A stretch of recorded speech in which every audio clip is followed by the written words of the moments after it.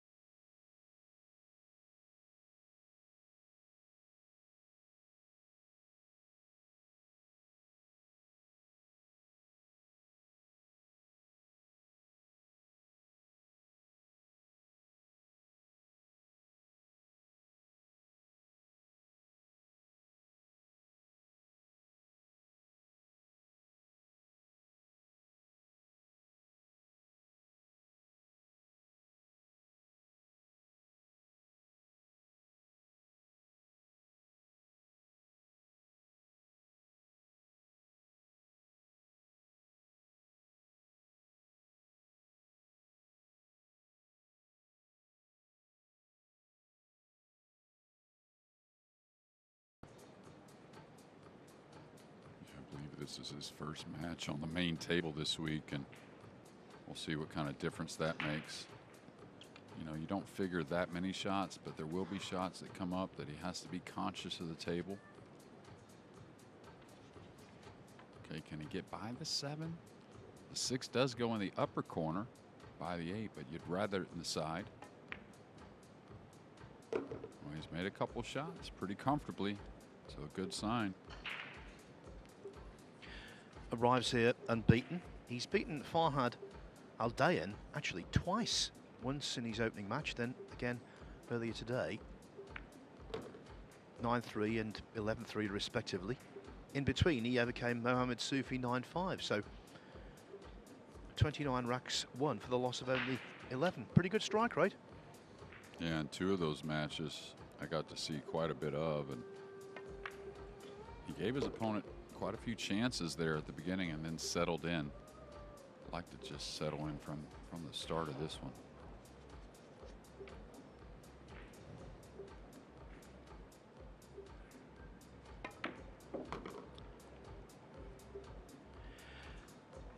Well, I'm led to believe there is a cat in the arena. So from a feline wins the first rack. to Anton Raga making a beeline for a 1-0 lead. Getting his claws into the match. Stop me, Jeremy. Stop me. Oh, I'd never stop you, Phil. I love it. Yeah, you're on a roll. Tell you one thing with Raga, he would love to replicate what he did in the last 32 of the European Open in 2023. Ultimately, he was runner-up in that tournament, beaten 13-12 in the final by David Al-Kaidi. But in the last 32, remarkably, he whitewashed Ko Pin-Yi 10-0. You know, he's got a high gear. You know, if the break gets going, he's a guy that does attack a lot as well. I mean, we talk about aggressive players. We always talk about Chua. It's just that's the one on our mind. But this guy here, he's not afraid. And you could see even there the nervous energy. He's always wanting to stay moving, even away at the table, away from the table, excuse me. So the first rack was over pretty quickly. No cat and mouse there.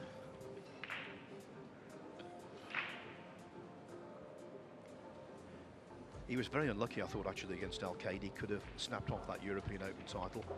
Rack 2. Anton Raga to break. He's been close to winning the China Leading Open. 1-0. Runner-up twice.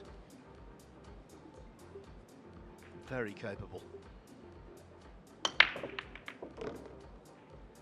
well, the break shot so far looks on point. The one's down. A little awkward cueing here, but he will continue to attack with the 3 up the table with the blue 2.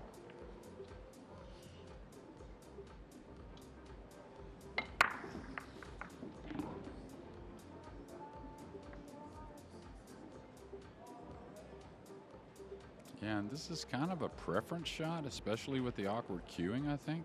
I think he goes to the upper left. That's the one that makes sense. But do you want to go ahead and swing back across, or are you going to try and hit it delicate with the draw stroke? I kind of like coming back across, I think. But again, it is a lot of preference. Oh, he can hit it with a high ball, so there's no scratch in the upper right. Thought he had to draw it.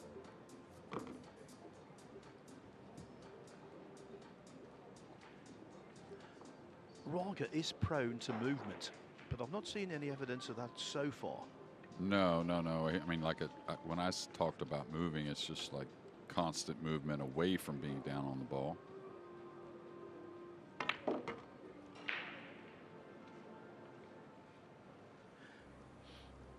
Yes, he's a bundle of energy. I remember when he got to the final in Fulda in Germany, his celebrations after winning that semi-final were great to see, actually. Meant an awful lot to him. Yeah, he's considering trying to hold for the side. Doesn't want to go around the purple 5 and the green cool. 6 and get some kind of funny angle on the 5 going away from the 6. So he'll try to pinch this a bit, maybe. Slow the cue ball down. Now there you just saw a split second of movement on his bridge hand. Okay, the ball went in, but it was a little jerky, that stroke.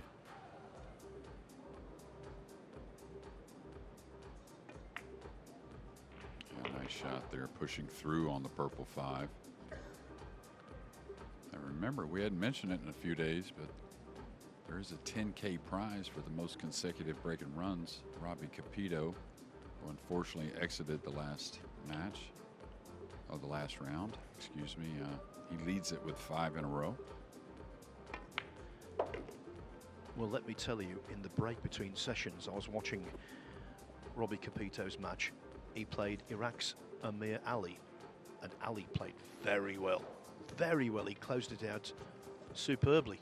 Yeah, we saw 2 different things as far as the match, because I watched the early part, and Robbie missed some balls and missed a few kick shots and kind of let the young man get going, and it's going to be disappointing, but Robbie will evaluate and return. Anton Raga wins the second rack. And now Johan Chua needs to return from a 2-0 deficit. The 27-year-old Anton Raga has made a very nice start indeed. His fellow countryman Patrick Gonzalez 1-0 up on Eklund Kachi. Carlo Biardo, another Filipino, 2-0 up on Victor Zielinski. And the Filipino connection continues. Jeffrey Ignacio drawing first blood against Mieszko Fortunski. Also on table 2, defending champion Fedor Gorst, hoping for an easier ride than he had this afternoon against Jonas Suto. Well, at the very least, Gorst has won the opening rack from Max Lechner. And next match on table 1, by the way, later on this evening, Jason Shaw against Jeffrey Rodder.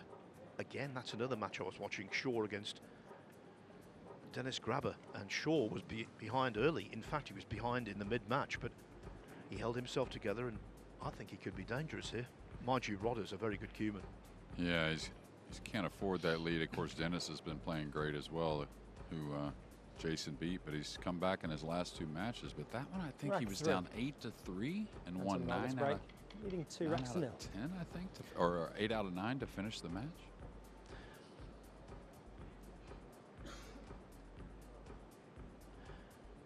Now Raga is hoping that 2-0 becomes 3-0. No problem with the 1.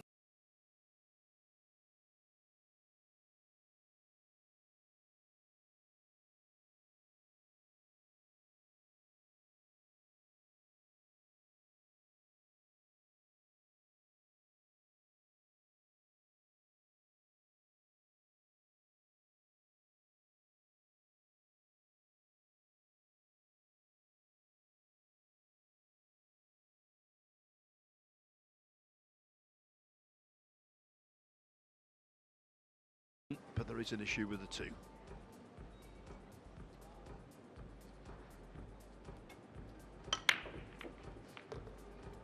Yeah, partially snookered on the 2. Does have about 2/3 the ball or more.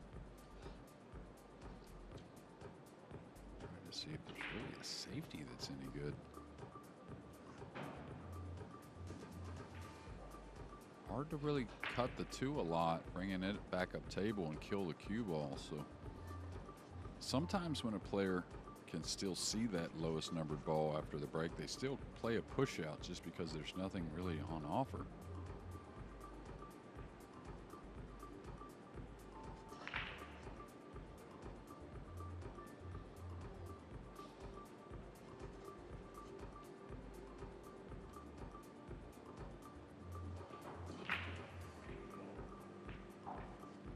Tell you, I wouldn't be. I know you want to do something besides pushing out here when you have a look, but there's a little bit of a kiss shot off the 7 to the lower left.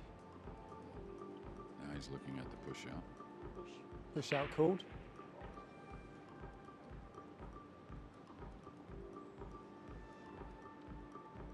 Johan, it's your choice.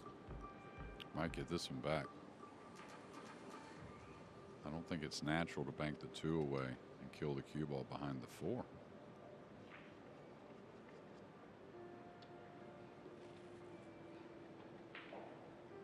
Maybe I'm looking at it wrong, but unless he elevates the cue, I don't think he can level and get behind the 4 here. I think he's flirting with a scratch.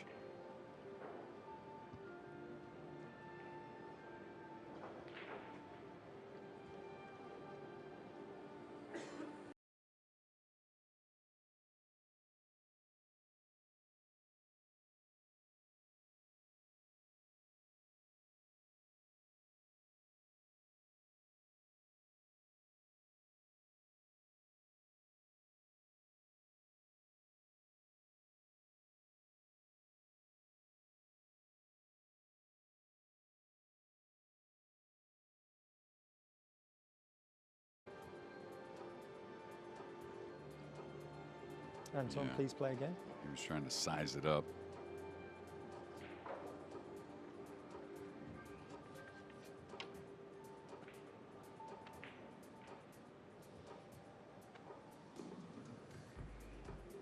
Now, can he cut it enough to play the 2 between the 7 and the 4 and up the right rail? Foul stroke. Oh, yeah. Ball in hand. A lot more movement on that one, Phil. Body movement, that is. Please start the clock.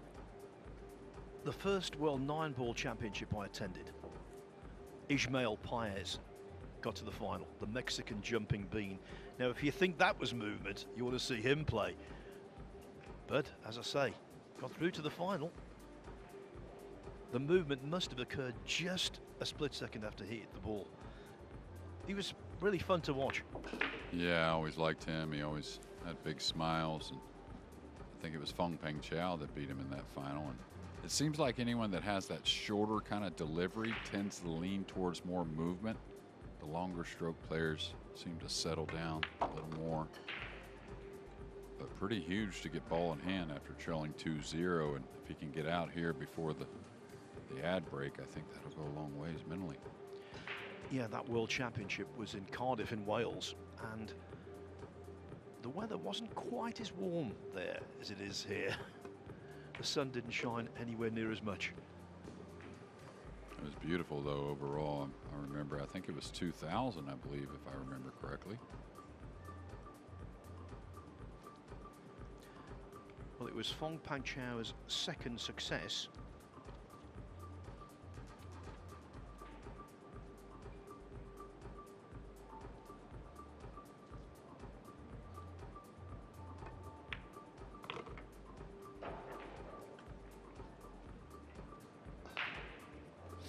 We have the juniors back in action, continuing their tournament. It looks like, I think they're down to 4 players out of the 16 that started.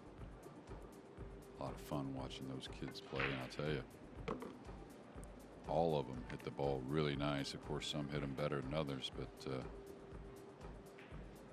lot of future racks between all those guys.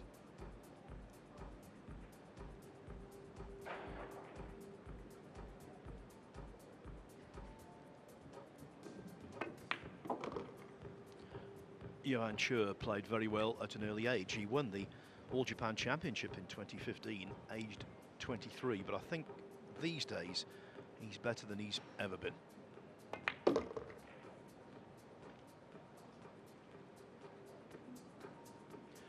And the decision to give that push out back has been well and truly vindicated.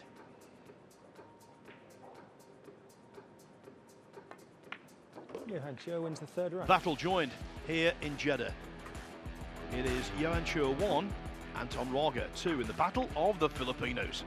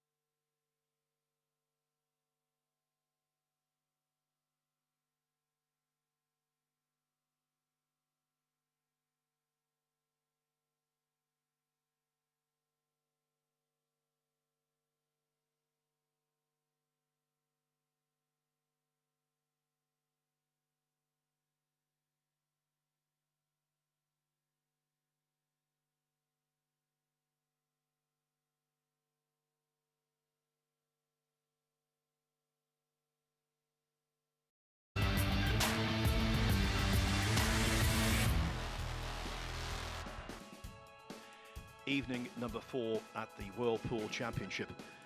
At the end of today, only 16 players will remain in contention to bank a first prize check of $250,000 US, the richest prize in this sport.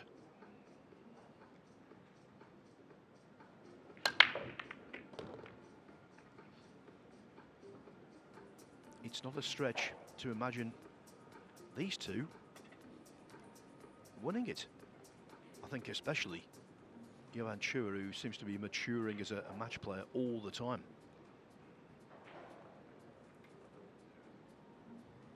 No doubt, and trending up after that win in Dubai last week. Smaller tournament, obviously, money-wise and prestige-wise, but still a very difficult field. He's looking at the cut in the side. This is a thin one, but it offers natural position and one he can win with. Well, just talking about the Night Shot Open in Dubai, he won it, beating Fedor Gorst in the final 13-6 from 6-6. So he won 7 consecutive racks for glory.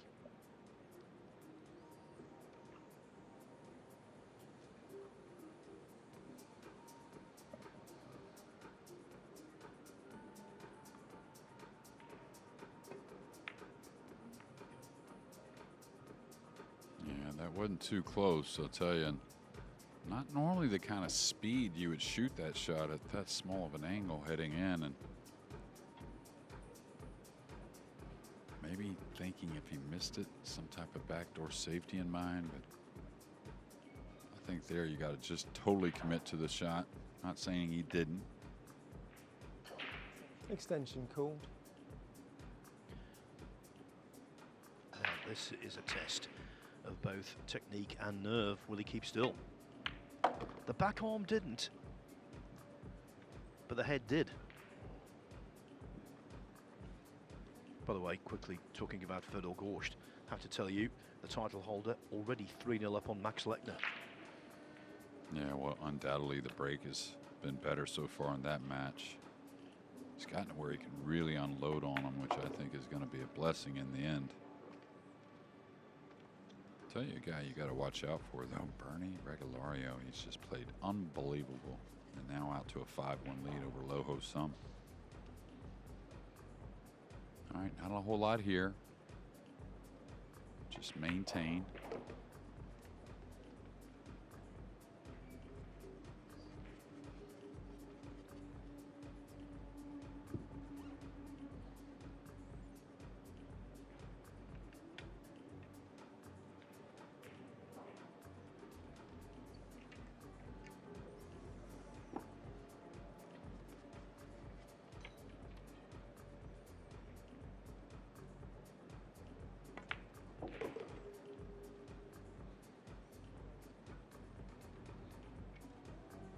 Nice position, a hair of an angle, but he can hold it for the brown 7 in the lower right. Clean up on the 8 and 9, and shot clock shouldn't be a problem with Raga, that's for sure, and neither as it should be an issue for his opponent, Johan Chua. Is he going forward here? Wow, I thought he just hold it. Now he did put a sweet stroke on it. I guess he wanted to try to get for the side. Looked like he could just stop for the corner.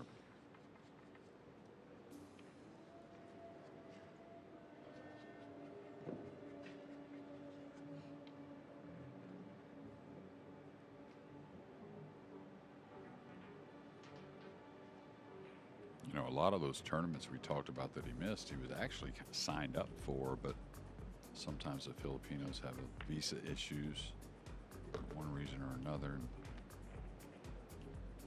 Very good to see. What was 17 that started in the field, and over half of them still remain.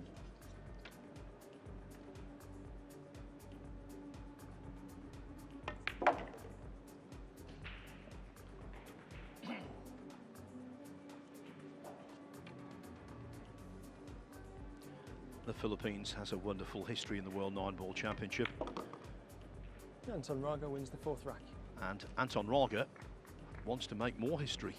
4 racks gone, he's won 3/4 of them. Yeah, Efren Reyes won this title in 1999 in Cardiff, beating Chang Haoping of Chinese Taipei. Also Ronnie Alcana, 2006, overcoming Ralph Suko. That was actually in the Philippines. Francisco Bustamante was the champion in 2010, beating Kuo Po Cheng. And Carlo Biardo, he triumphed in 2017, beating his fellow countryman Roland Garcia 13-5 in Doha in Qatar. Yeah, and there's another you could put a little asterisk by, Alex Pagalan, with Filipino heritage, even though he represented Canada, where he lived and grew up as a young man. But the funny thing about those first two you mentioned, Efren Reyes and Ronnie Alcano, back when we played at that time, you had group stages.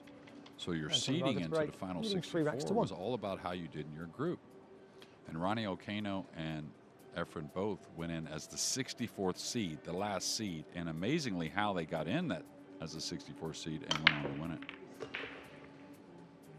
All right, the one's been awesome so far. He's going to get another shot on the blue too.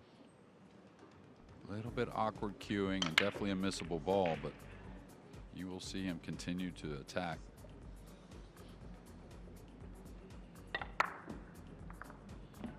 That's what you want. You know, sometimes when we get that view, you see a little bend on the one, a little curve into the pocket, and when that curve is in there, sometimes it curves and hits a little low. That one took a beeline to the center of the right middle. And just as in the previous rack, you get the feeling one good pot here and 3-1 could swiftly become 4-1. And it was a pot to this same pocket in rack 4 that opened the door. Yeah, he's got to be a little mindful of the speed, should add some right spin. Called. It's a type of shot when the nerves are going, could hit it a little thick on the slick table.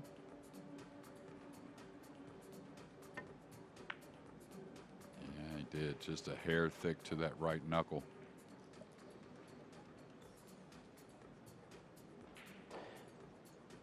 If you leave a ball over a pocket, the terminology is you've hung, in this case, the 2. That really is hanging over the precipice. Can't get much closer to going in without actually dropping. Yeah, and it's always awkward to play that type of shot if you're Chua from the center of the table. So don't get too, don't try to do too much. You can handle some distance here. Hate to get snookered trying to get close position. And that's exactly what's happened. He can handle the 3 from about the head string. No reason to try and get too close. I thought that something may go wrong. He hit it beautifully. Probably got more out of the ball than he expected. But anywhere along that line, the 3's really a gimme for Chua. Not a huge dog here. Only has to go over a portion of the 8.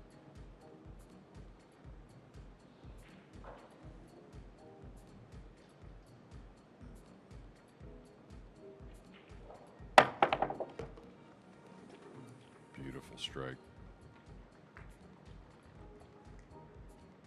Now, the 5 doesn't pass the green 6. That's the purple 5. Can he kill the ball for the side pocket? I think he can.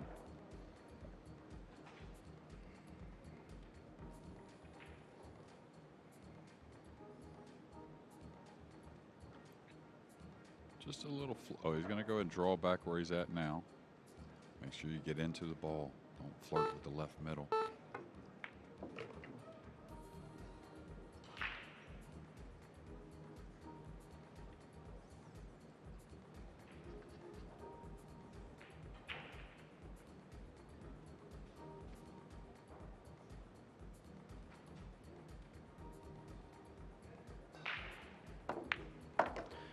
Tell you what, the 5 ball there was no picnic. No, not at all. When the nerves are going, anytime you have to elevate the cue near the cushion, I mean, that ball's certainly missable. Just pay attention to your angle here. You don't want to fall straight.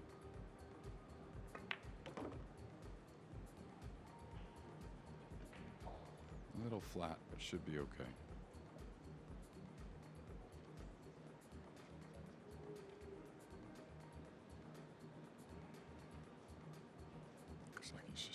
done across.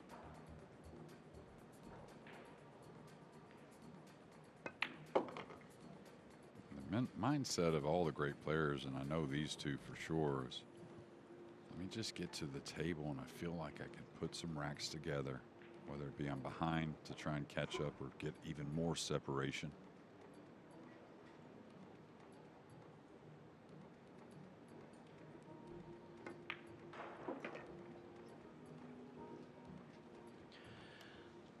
It was all glued together by the jump shot. Johan Everything Chua wins else the was fifth rack. very efficient. And so Johan Chua back within a single rack. He trails 3-2. This, by the way, is a man who won his first 17 racks in the championship.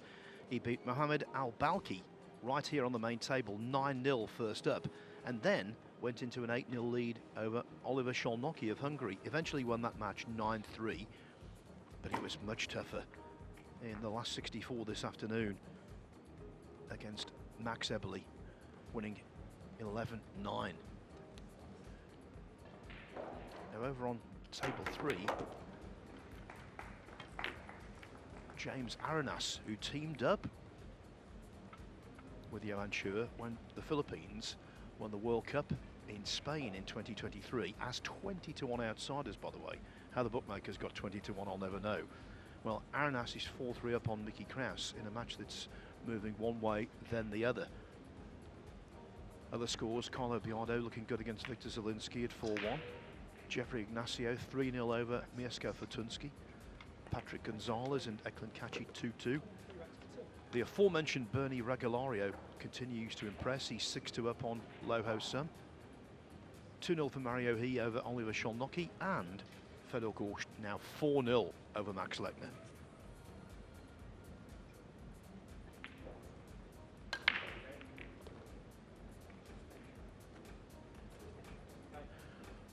How do you like these apples? Yeah, well, look at the bottom four, the 2, 3, 4. 2, 3, 4, 5, just right there. It's a bunch of stop shots. The 6, 7 on the top end, and then the 8, 9 grouped. This is the one you want for to win the 250 at the end of the week, when the nerves are really going.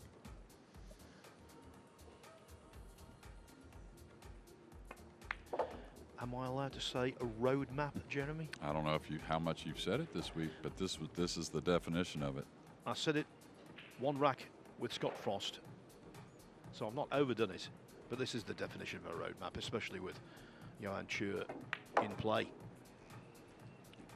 I think I like your chances to get out from here, Phil. 40 years ago.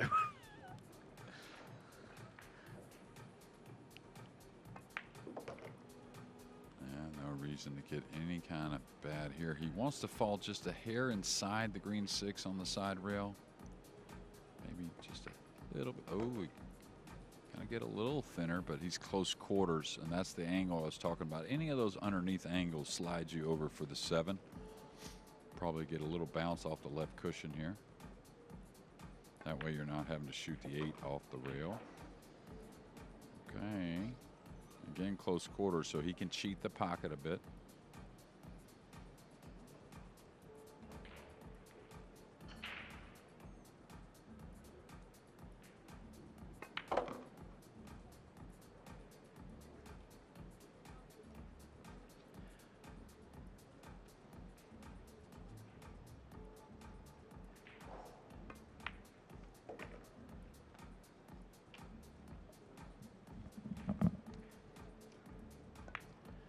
Johan Chua Always wins had the the sixth impression this would be close, and you cannot get closer than 3-3.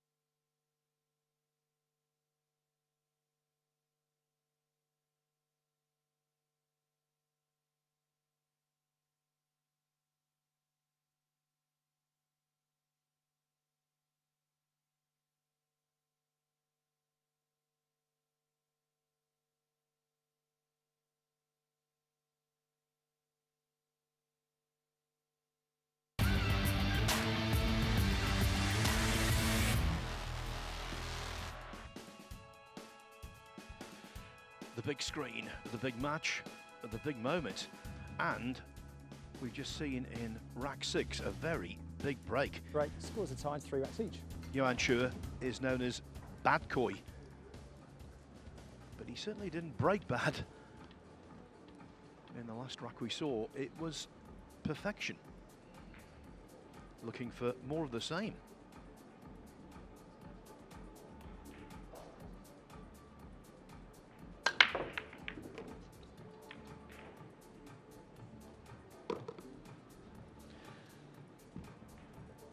Yeah, the pool gods don't dole out roadmaps that liberally. The one got buffeted around. The cue ball went behind the 9, and yeah, this is going to be a very different rack. Push out called.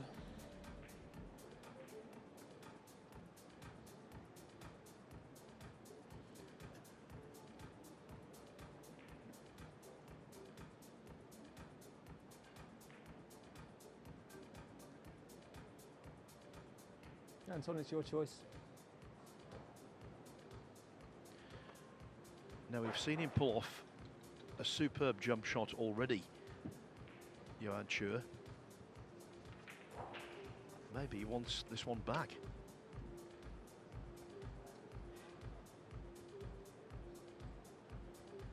Yeah, there was no chance, no chance. Especially with that available to Raga. Quick update on the title holder, Fedor Gorst. Going great guns against Max Lechner. He leads 5-0. Well, he talked about the break shot. It had to improve. He averaged under a ball on the break in his last match, and looks like he's got that going.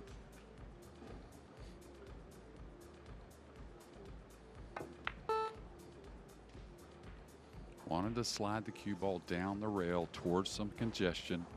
Gives you a little better chance to get the snooker. But this is the type of shots we want to see from these two. Something you know they're going to attack with, but it takes extreme accuracy. Probably elevates the cue a little bit.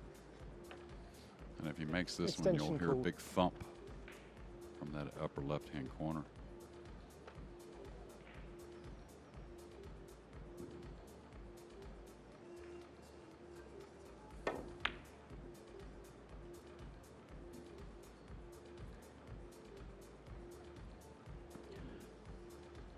Quick stroke, and he cut straight across it. Yeah, he kind of eased it. I thought he would just kind of shove it 2 rails towards the 6. Very difficult to get snookered with a pretty open upper table. Normally, Raga goes after that one a bit more. He's got to swerve this, so he's trying to hit it fat and go behind the 5, I believe.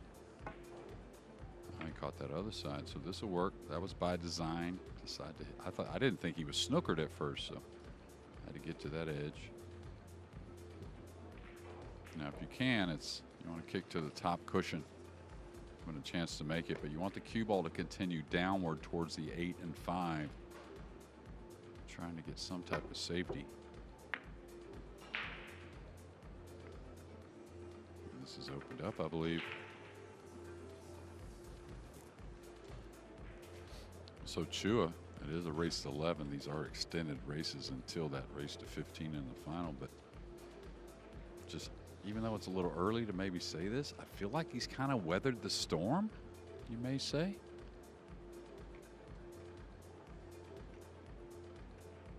Of course, you got to back it up. Extension cool.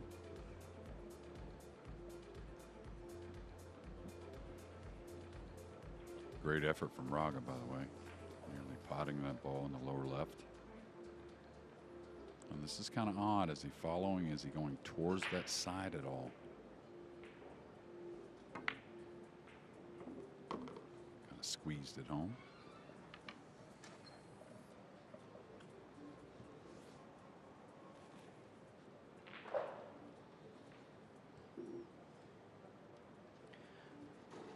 Got to the semi-finals here last year, beating the likes of Max Lechner. 11-10 in this round, actually. Mohamed Soufi, Dang Junhui, before losing out to Eklund Kachi in the last 4. He led 6-2.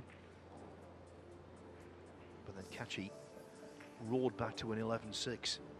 But that was the start of Chua's very confident period, where he also won the Hanoi Open, playing brilliantly. And he was part of the winning Asian team at the inaugural Reyes Cup. Also towards the end of last year, he won a WNT ranking event in Shanghai.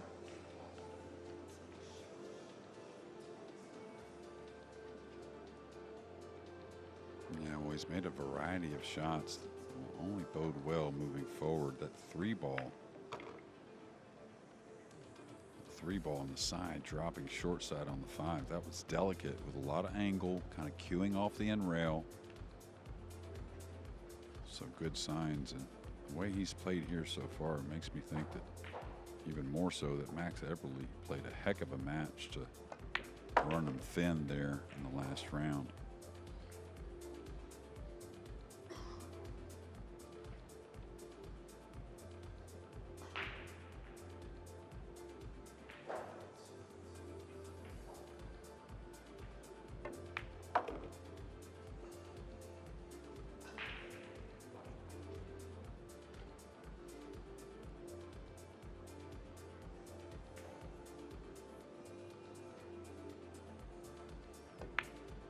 Johan Chua wins the 7th. Scoreline turned around.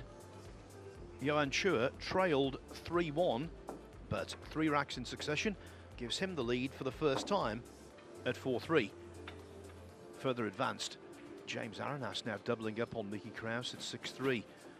Carlo Biardo's lead over Victor Zielinski reduced to 4-3. Jeffrey Ignacio 3-2 over Mieszko Fortunski. Same score for Patrick Gonzalez against Eklund Kachi.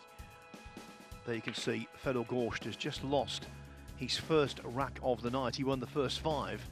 Max Lechner biting back. Bernie Regulario over on table 4-0. Jeremy holds him in very high regard, as does Scott Frost. Well, he leads Low Ho Sum 6-3. Mario He and Oliver Sholnocki on table 7. They're involved in a very lengthy 3rd rack. In fact, it's a very lengthy match.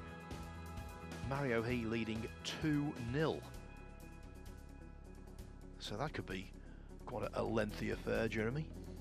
Yeah. And it does make so much difference when you've got a shot clock and when you haven't. It makes a massive difference. Yeah, it's a lot of times it makes a massive difference on the quality of play also, and some would think they play better without the shot clock. Break. That's not what we usually see.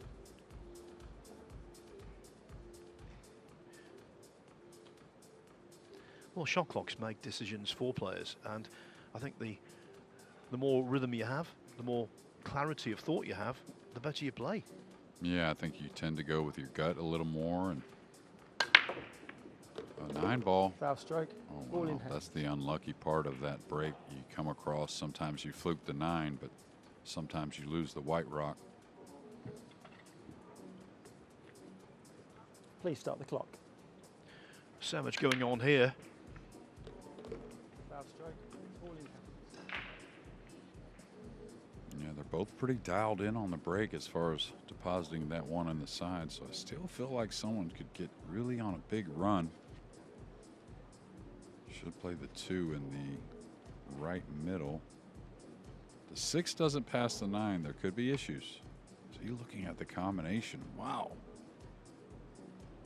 That all has to do with the pink 4 being covered up. Maybe hard to get the right angle. That tells me the 6 doesn't pass the 9. That's the only way that he would shoot this combination.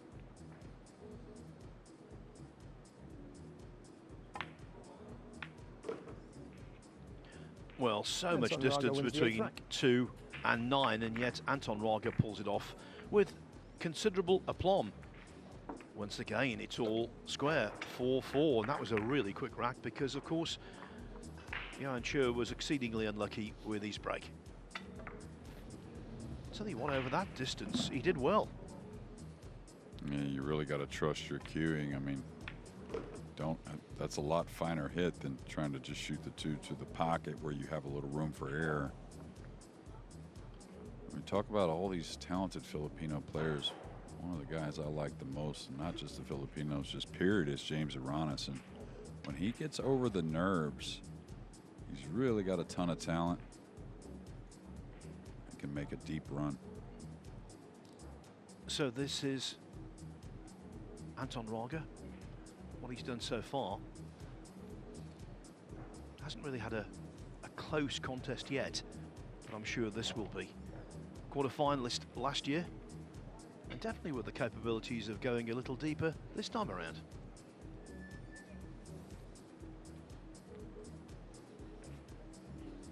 Rack 9. Anton Raga to break. Scores a tie, 4 racks each. Our referee Pantela Fuente announcing the start of rack 9. The referees here have done a wonderful job. It's a very lengthy day for them, and Ben and Marcel Eckhart in particular have put in a real shift. Yeah, they have the longest days, it seems like. Now, he nearly missed the one. Didn't get the spread that he's been getting before. Sometimes with the cut break, you get some kisses. Now, that overhead quickly told me this bank is on if he wants to shoot it. Really easy safety behind the 5-8, though, with the cue ball.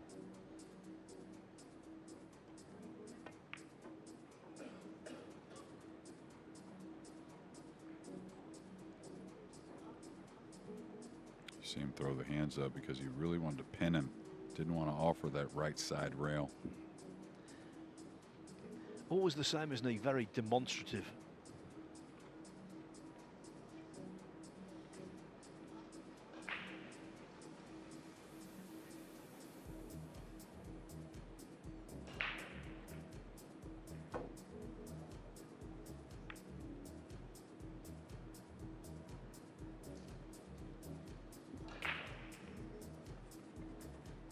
I think the 5-8 is okay, even though in close quarters, I think the combination is playable. He's got a thin one here on the 1, but the 2's near, so he should go back and forth and play the blue 2 in the right middle. Yeah,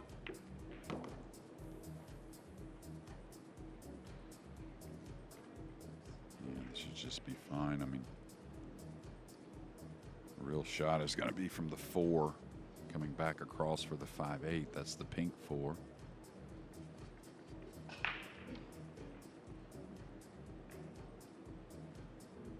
We'll get a look at that 5-8 in a moment to see if that combination is on.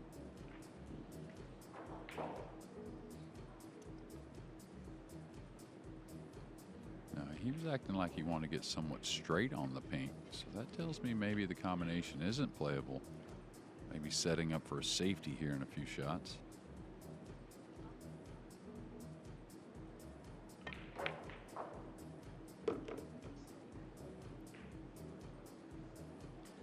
As the red 3 was going towards the pocket, you could see Raga's face. He wasn't entirely convinced he would drop. For that matter, neither were we. No, I think it's that body movement you were talking about kind of also added a little bit of doubt. Extension called.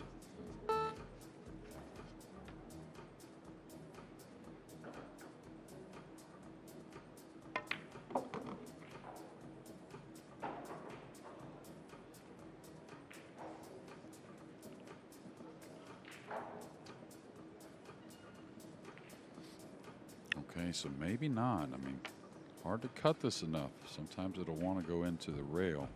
So this may be a safety. Yeah, like that.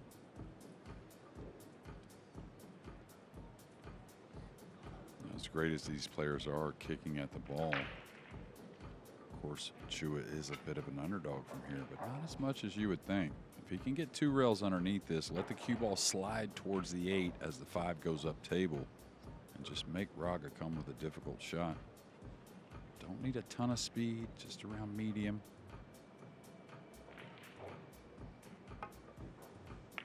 Like that. Oh, and he's fluked it. But just imagine the shot Raga would have had to come with if he did make that 5 in the side.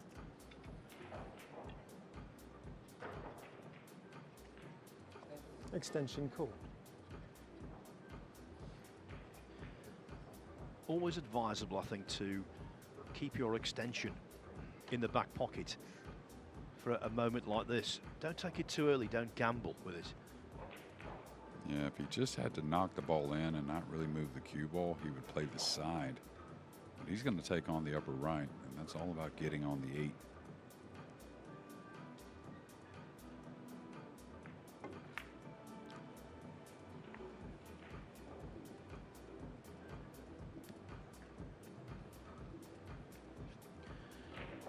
It wasn't easy, of course, but he missed that by the proverbial mile, didn't he? And now Raga will be fancying regaining the lead. And a lot of those shots at that speed on the 7, of course, you can't hit it way up the rail, but you can afford to hit it a hair before the pocket. So I was a little surprised he overcut it on the miss. Oh, he's done the same. So it's been a high quality match so far, but here in rack number 9, there's been a couple mistakes. I'd say Raga was more simpler of the 2 shots. Precious few mistakes from James Arenas, who now leads Mickey Kraus 8-3. Well, Dodong, I mean, every match he plays, he gets more confident. Going for the bank here, cross side. He didn't leave himself any kind of picnic with the 8 only inches away from the pocket. But was it the Whirlpool Masters? I believe Arenas made it to the finals a few years ago. And he kept doing the same thing, just gaining more confidence as he moved on to the through the tournament. Well, I don't know if I jack up here. I'm gonna go rail first before I jack up.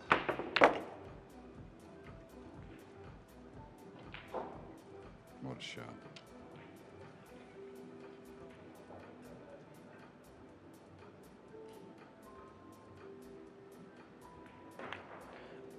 As a collective, the Filipinos are the dominant force in this year's World Pool Championship. And one of the very best from that country is Johan Chur. He's 5-4 in front.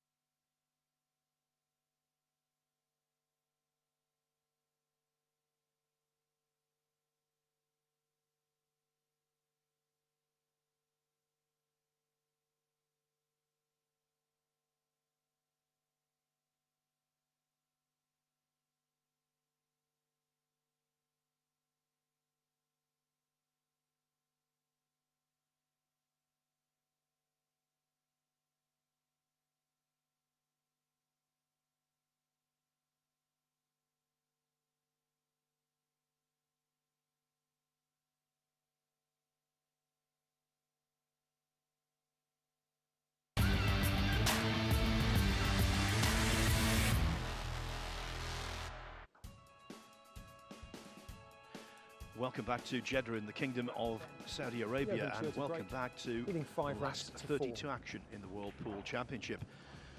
Out in the main arena, momentum has been ebbing and flowing. Right now, Johan Chur with a slender one-rack lead at 5-4. Nothing slender about Fedor Gorsh lead, though, over on table 2. Defending champion now 6-1 up on Max Lechner.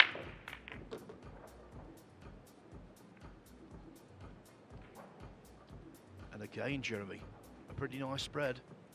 Yeah, he caught it a little thin, so the cue, well, just a hair thin. It was the kiss on the 3 that knocked the cue ball down a little further, but he's got a little bit of a tough shot considering position. You know he wants to attack, but he's over the 8. He's trying to find out, where can I go to get some kind of look on the red 3 that's not too, you know, haphazardly.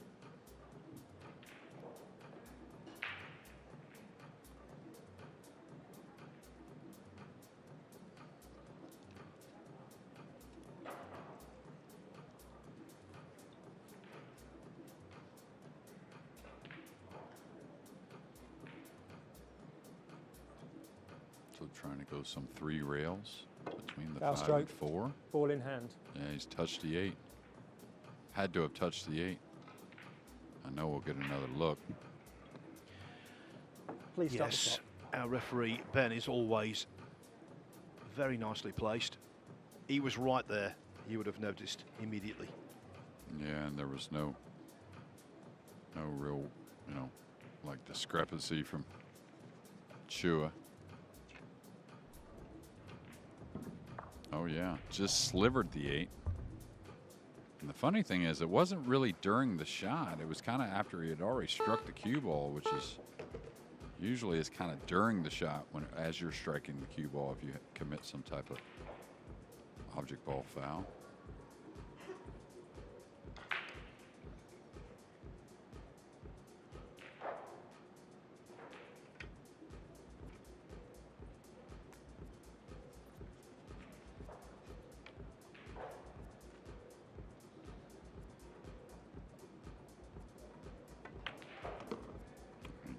Going to come behind this a little bit, behind this quite a bit, and now this has got awkward. I was really shocked he didn't play for the center of the table on the 5.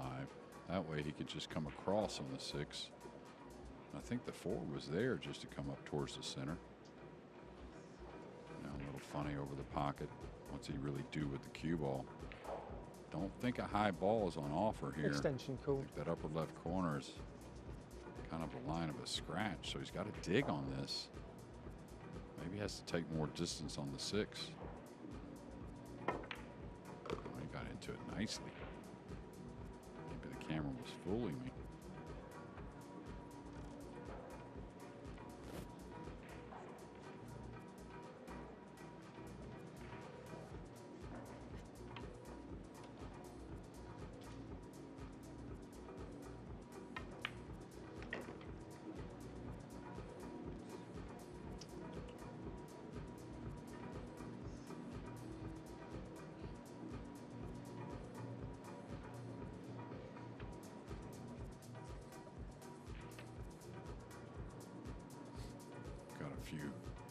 Final 32 matches just kicking off. Marco Tucher and FSR Francisco Sanchez Ruiz in game 1. Actually, Ruiz was on a break and run and missed the 9. So not the start he wanted. P.S. Labutis and Conrad Jujician going to get it kicked off here momentarily.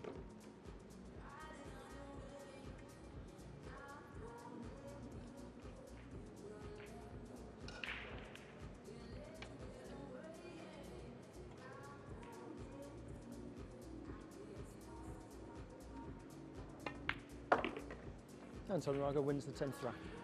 Anton Raga on level terms again. Yes, it's a really busy arena now. Claudio Cacci starting out against Michael Feliciano.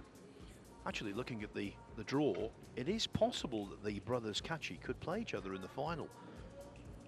Although Eklund Cacci, big brother, isn't doing too well at the moment. He is 5-2 down right now to Patrick Gonzalez. generally the Filipinos are having a bean feast. Yeah, and Aranis is about to get another on his side, so he's nearing the end with a big lead over Mickey Krause. Definitely the slowest match of the evening. Mario He and Oliver Sholnocki, they've arrived at 3-1. So they've played 4 racks while we've played 10 with a couple of commercial breaks. Yeah, it's crazy. 9-ball pool. Sometimes the balls sit funny. These players not want to give up anything to their opponent.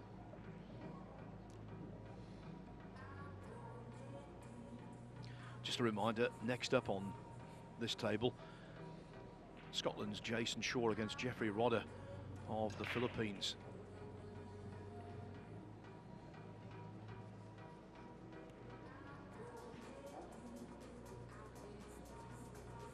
Rack 11. Anton Raga to break. Scores are tied, 5 racks each. In the last 16, the winner of this match will play Amir Ali or Luong Dok Tien, but we're miles away from a resolution.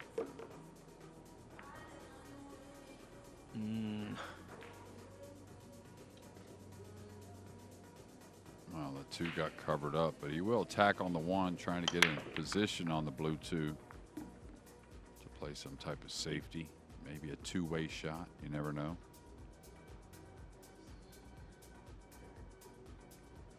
Be the draw stroke. Oh, maybe the 2 goes to the lower left.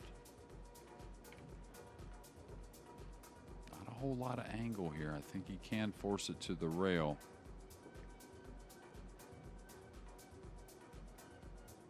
Oh, he had to just draw it. That's got to slow down a little bit.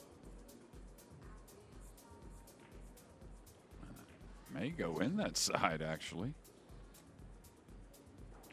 Frozen.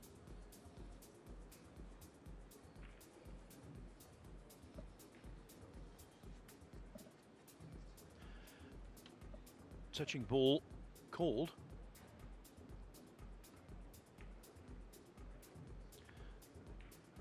But the rules in pool, Jeremy, obviously very different to snooker, where if you have a touching ball, you cannot make any contact with the object ball.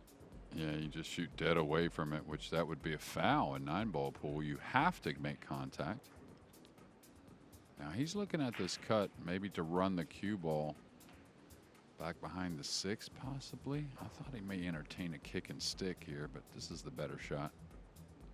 Oh, he was looking to maybe make it coming behind the 6. He'll take that.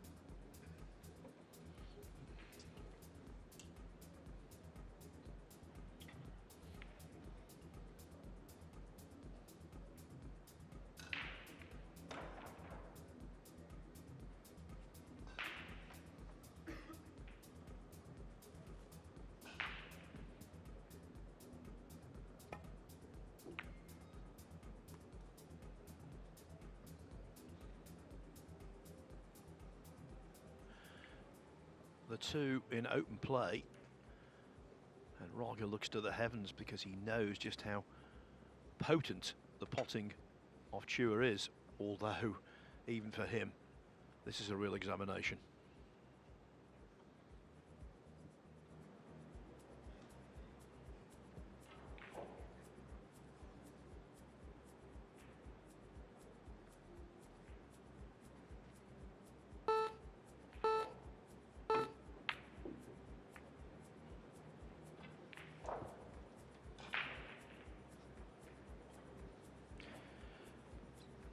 Well, Raga right back to the table, as we said, Jeremy.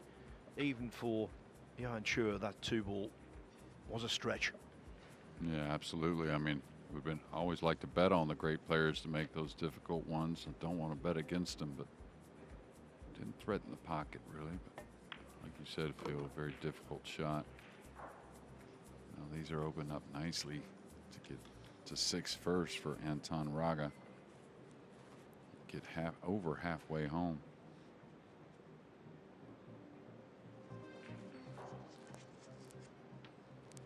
James Aranis wins another, so he's got to be approaching the heel, I believe. puts him on the hill with maybe a 5-game lead. Sorry. 6-game lead at 10-4. Dangerous player. Dodong is what his nickname is.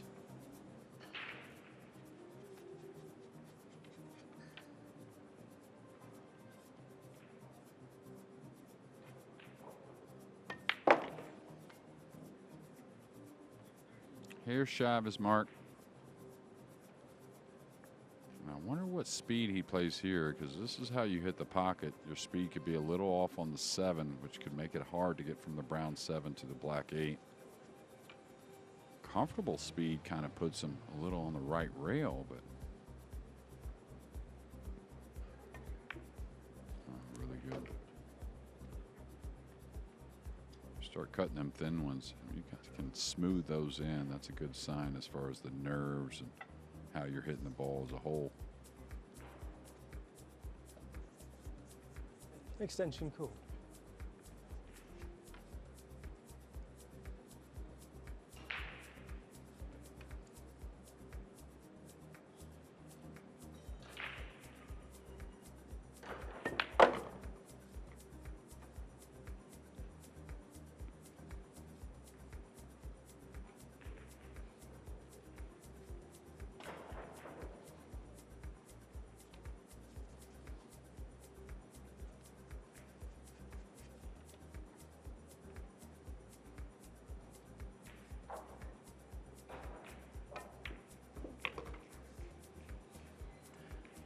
Like so many racks, this was all about the 2-ball. And now Anton Roger is about to go back in front. For the first time wins the 11th rack since 3-2. Again, this match is ebbing and flowing, and the arena now is absolutely chock full of intensity. So many big matches going on involving huge stars of the game, such as Ko Ping Chung 2-0 up on his fellow countryman Wu Kun Lin. There you can see confirmation of James Arenas on the hill against Mickey Kraus. He could well be the first player, could Arenas, into the last 16. Fedor Gorst in total command against Max Lechner. And Bernie Regalario, after that flying start, is keeping Lo Ho Sum at arm's length. 8-5 the score there. After missing the 9-ball in the first rack, Francisco Sanchez Ruiz is drawn level with Marco Tutor at 1-1. And down the scoreboard, some great scores for Filipinos I haven't mentioned. Patrick Gonzalez 5-2 up on Eklund Kachi. Carlo Biardo 5-4 over Victor Zielinski. Jeffrey Ignacio 6-2 against Mieszko Fortunski. Rack 12. Anton Roger to break. Leading 6 racks to 5. And one other score on table 2, Fedor Gorst. Just to repeat, in control against Max Lechner at 7-1. Foul stroke. Ball in hand. Scratching on the break, just what Johan Chua wanted to see.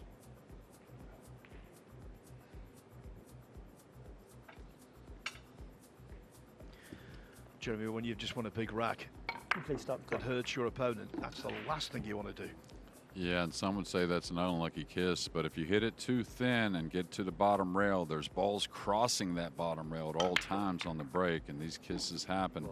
That's why you didn't see the spread, because he caught the one-way thin. And the same thing for the side. Hit a little thick and the cue ball gets roaming towards that side pocket. You get a lot of bad kisses there as well. Well, I'll tell you what, though, for giving up ball in hand, what a difficult layout. Look at these balls. Just to start with the 2 and 3.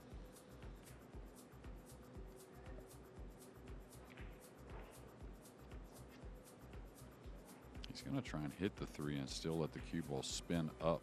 So he's coming inside the 3 in the rail like that. Oh, he got the 2 open. What a nice play. I think he was really trying to go into the 3 more, but nevertheless, this will do. Shot maker, problem solver.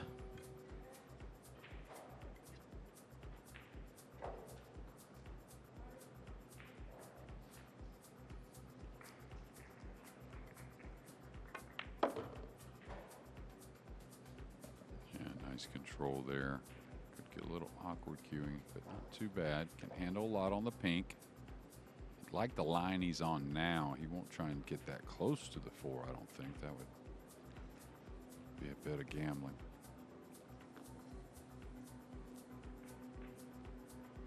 Extension called.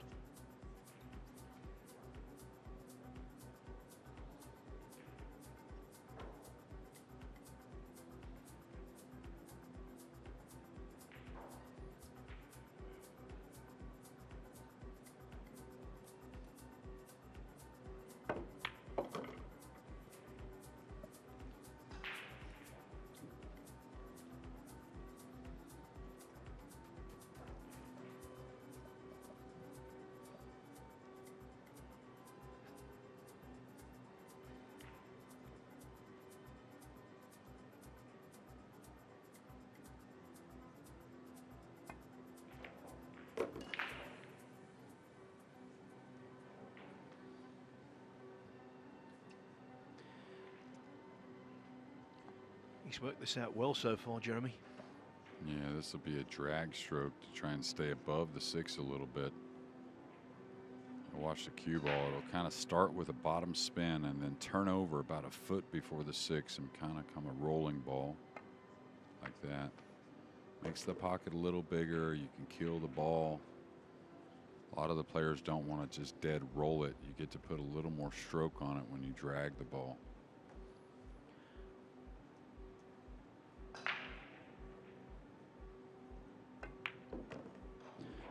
I can tell you over on table 3, James Arenas is very close to victory against Mickey Kraus. Just saw Kraus put his cue down almost in resignation. And we try to watch as many matches as we can. And James, there were a few mistakes by both players the first couple of games, but he settled in quickly. And a big win, looks like, for James Arenas coming soon. The pertinent numbers here, 8-9 for 6-6. What a contest.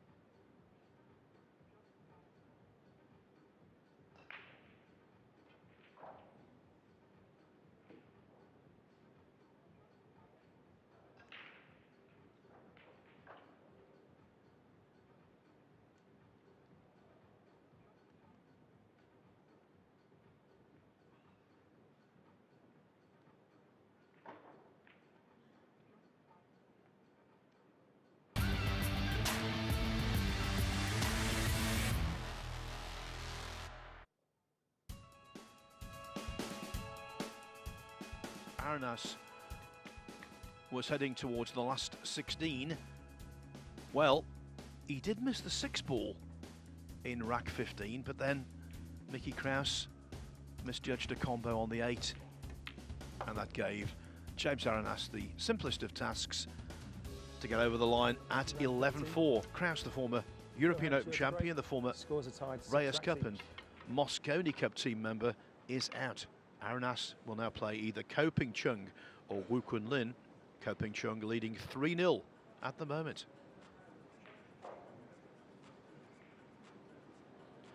So Aranas wins comprehensively.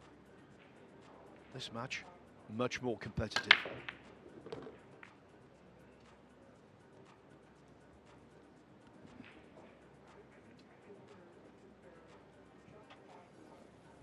Yeah, an obvious push-out situation here. Pretty good break-off. Seems like the last few games the balls aren't spreading as much as they have been. Of course, Raga had a miss hit on his whenever he caught that scratch. So anytime you catch it a little thin, not as much energy into the rack, tend not to get as much movement. Push out cool. You could hear Ben Fuentes declare the push out for Johan Chua.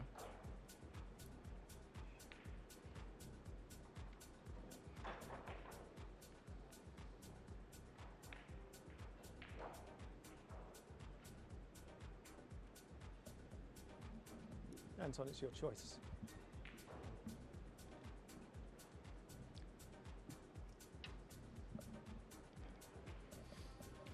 Yeah, this is the type of push out. I mean, you got to push out difficult, and he certainly has. So you're going to bank the 2 down, try and come behind the pink. Does he chop the 2 and try and come behind the 5, 6, 7, 8? Don't think he's going for the make. Okay, that's the shot I initially saw. Very well done. Shouldn't be too unhappy there.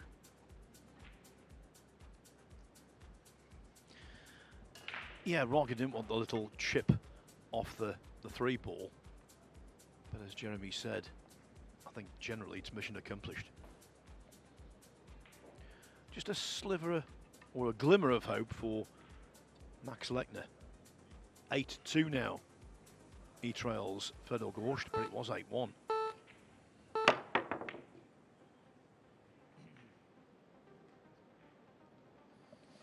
Yeah, nice control there. He didn't know if he was going to get the cue ball through all those balls, but definitely played the 2 back up table.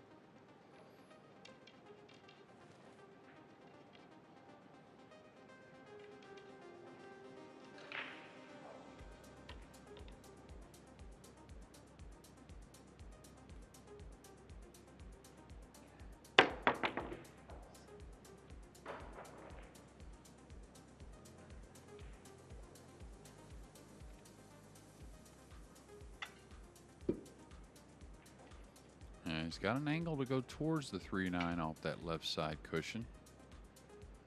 Not sure if he could come 3 rails behind it, maybe bust it open. Don't think there's a kiss shot on the 9 available. So he's going to look at getting that short side position for the 3 in the upper right. It's a type of shot you could fall on the back rail and kind of trap yourself in a position to take on a difficult shot that you may be a hair of an underdog shooting.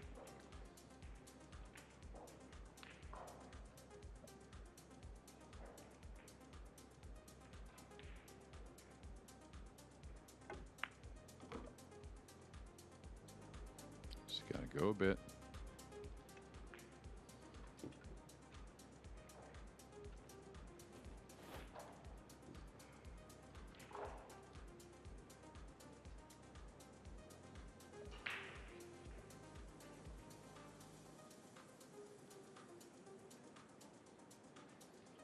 Looks like he's going to attack. Where can he go with the cue ball, though? Thought it hit downward a bit. Oh, he did. Just overcut it.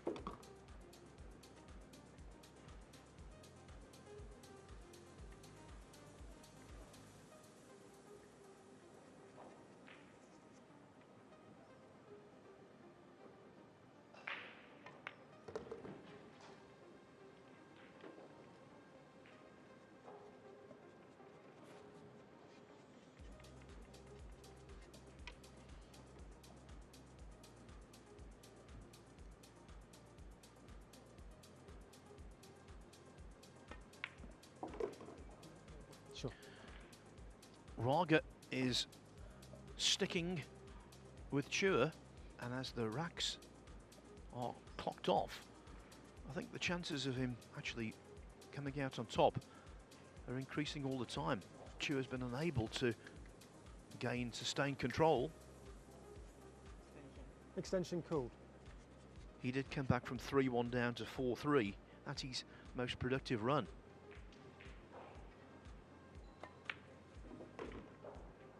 Yeah, he caught that a little heavy, narrowly getting by the 9. Saw the 6 hit the lower jaw on that lower left corner pocket.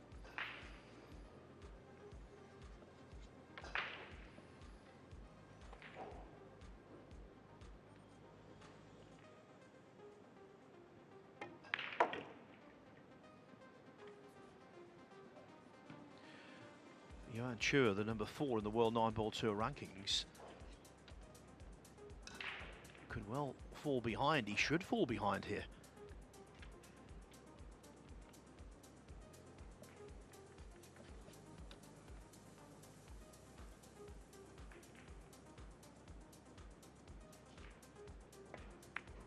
He just has to clean these two up, get back in the lead. And well, we had about 4 lead changes in this match.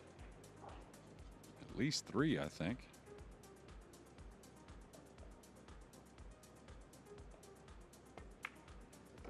Four it is, Raga wins the first and set. this time it is Anton Raga who's back in the ascendancy at 7-6 in this race to 11 for a place in the last 16 of the World 9-Ball Championship. Over on table 2, Fedor Gorsh now 8-3 with Max Lechner, who is not giving up without a fight. It's been a real dirge on table 7. Oliver Sholnocki and Mario He 3-3. Bear in mind, that match started at the same time as James Arenas and Mickey Kraus. Arenas has won 11-4 and he's been out of the arena for a while now. Victor Zielinski fighting back against Carlo Biardo to 6-6. Jeffrey Ignacio 6-5 over Mieszko Fortunski. Eklund Kachi was 5-2 down to Patrick Gonzalez. Now, Kachi's deficit only 1 at 5-4. And Loho Sum, he's rallying against Bernie Regalario, trailing only 8-7. Early days for FSR. Francisco Sanchez Ruiz 2-1 up on Marco Tuta. Michael Feliciano holds an identical advantage over Claudio Kachi. And it's the same score, 2-1 for Konrad Jozushin over Piers Labutis on the table, immediately below our commentary position. Yeah, we always discuss, you know, when these matches go hill-hill, there's rarely ever a break and run. It always seems like a push-out situation, but when it gets in this time of the match, a lot of times someone starts to find shots after the break and has an opportunity to really take the match over, even with the other player obviously in striking distance. So we'll see. Raga with a scratch on the break. The last time he broke the balls, he's got to shore that up.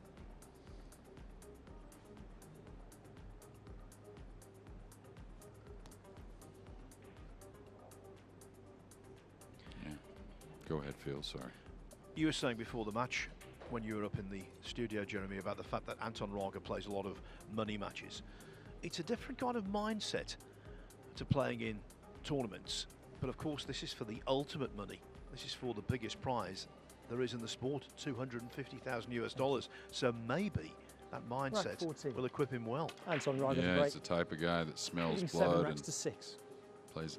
You know, all the Filipino players do, really. That's why they're so good. You know, in America, whenever I was first coming up, there were all the great players always at the pool room, and that's not the case in America now. A lot of them do exhibitions and different things between tournaments, and where the Philippines they're still battling against each other as much as they can, and it really serves them well. But you know, you say that 250 up top, and of course the trophy means the most. I mean, the money's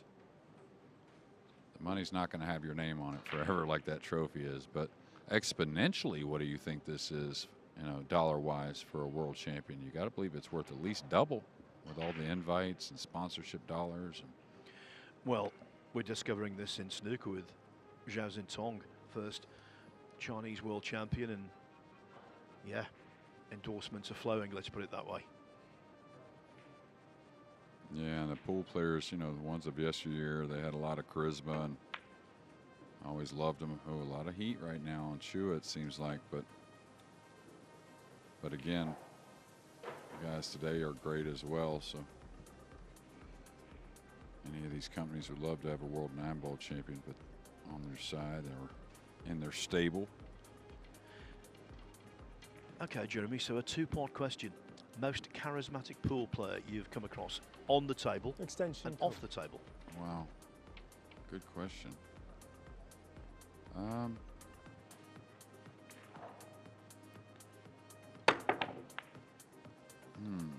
got to think that one over.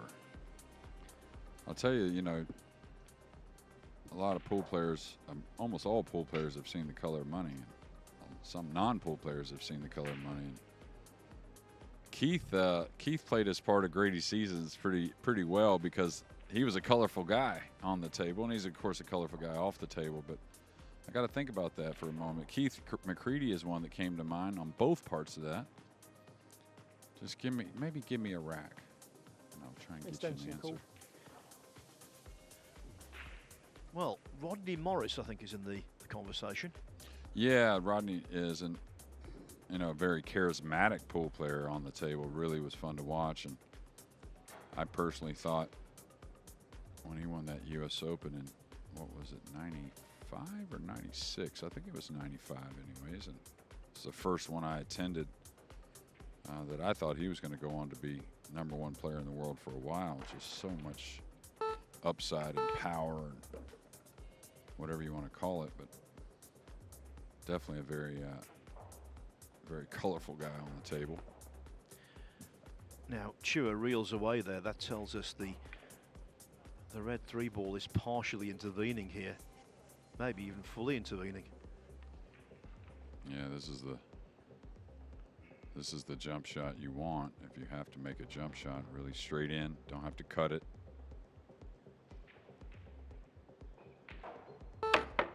Foul stroke. He's amped up a bit. Couldn't control the height of the cue ball, and therefore got on top of the 2. Big moment for Raga to take a 2-game lead. It's been a while. I think the last 2-game lead was 3-1 maybe. Not sure. Phil keeps all those numbers. Yeah, you're right, it was. And when the balls are like this, invitingly positioned, ball in hand is normally the death knell for a rack. Well, you brought up a great name in Rodney Morris, and there's many great ones out there along with Rodney, but I got to tip my hat to off the table, and I probably would say maybe even on the table if I got to see him in his prime a little more, is the guy who taught me how to play the most. Had a lot of people help me, but Jersey Red, Jack Brett, incredible. One of the funniest humans you'll ever meet, and very, very knowledgeable, and he was a true champion as well.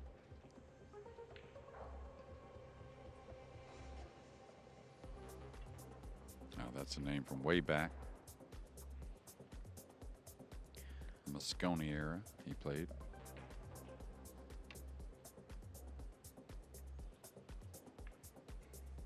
I can roll by the 7 here to play the 5 in that lower right.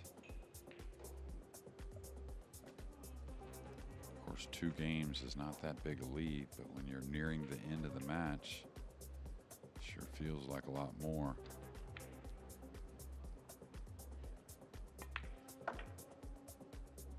Sure.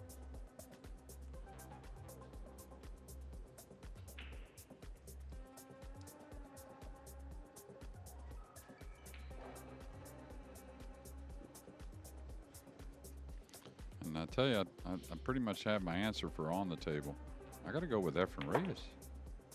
I mean, you know, he would show emotion. He would give you a little bit when he got lucky here and there, and of course, and he would come with some of the most incredible shots you've ever seen. So I got to give it to Efren Bata Reyes.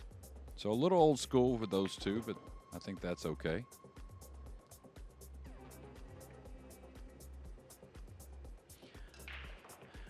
Nothing wrong with old school, Jeremy. We're very old school. Yeah, well, you've been around it. You could answer that same question, I think. I'm sure there's plenty of the snooker guys that would qualify. Absolutely. Anton Raga wins. Anton Raga, you know, he might be qualifying for the last 16 here. Ball in hand, did the business. He leads Johan Chua 8-6. Fedor Gorst is stuck on 8 on table 2. Now leading Max Lechner 8-4. That slow-moving contest between Oliver Szolnocki and Mario He has gone one more rack deep. Szolnocki 4-3 up. Marvin Assis and Duong Kwok Wang. By the way, Duong has played very well here. They're just starting out. Konrad Jajushin 3-1 over Piers Labutis. It's 2-2, Claudio Cacci and Michael Feliciano. 3-2 for Francisco Sanchez Ruiz against Marco Tutor. And here is our first look at Fedor this evening. Well, I was saying he was stuck on 8. I think he's about to break the hoodoo, if it ever was a hoodoo. Bernie Regalario on the hill against Loho Sum at 10-7. Rack 15. Patrick Gonzalez 6-4 over Eklan Kachi. Ko Ping Chung won the first 3 racks against Wu Kun Lin. Now it's 3-2. Carlo Biardo 7-6 over Victor Zielinski. 6-6 Jeffrey Ignacio and Mieszko Fortunski. Now let's just see Fedor slot this one home. When he won the title last year, his most comfortable victory was 11-4. Funnily enough, against a player we've been watching all evening, Anton Raga. That was in the quarterfinals. So he could equal that here against Lechner. To do that, he would need the last couple of racks, because right now he leads 9-4. Yeah, and what a tale of 2 years for him, and we'll see how far he goes in 2025. But trailed it many times last year in this event, and I think he's only trailed, or he hasn't trailed, since down 2-0 in the first match against Sam Henderson. Going 3 cushions here. Oh, he could get 1 cushion. Okay, great hit. Look at the 1 ball. Another question for you, Jeremy.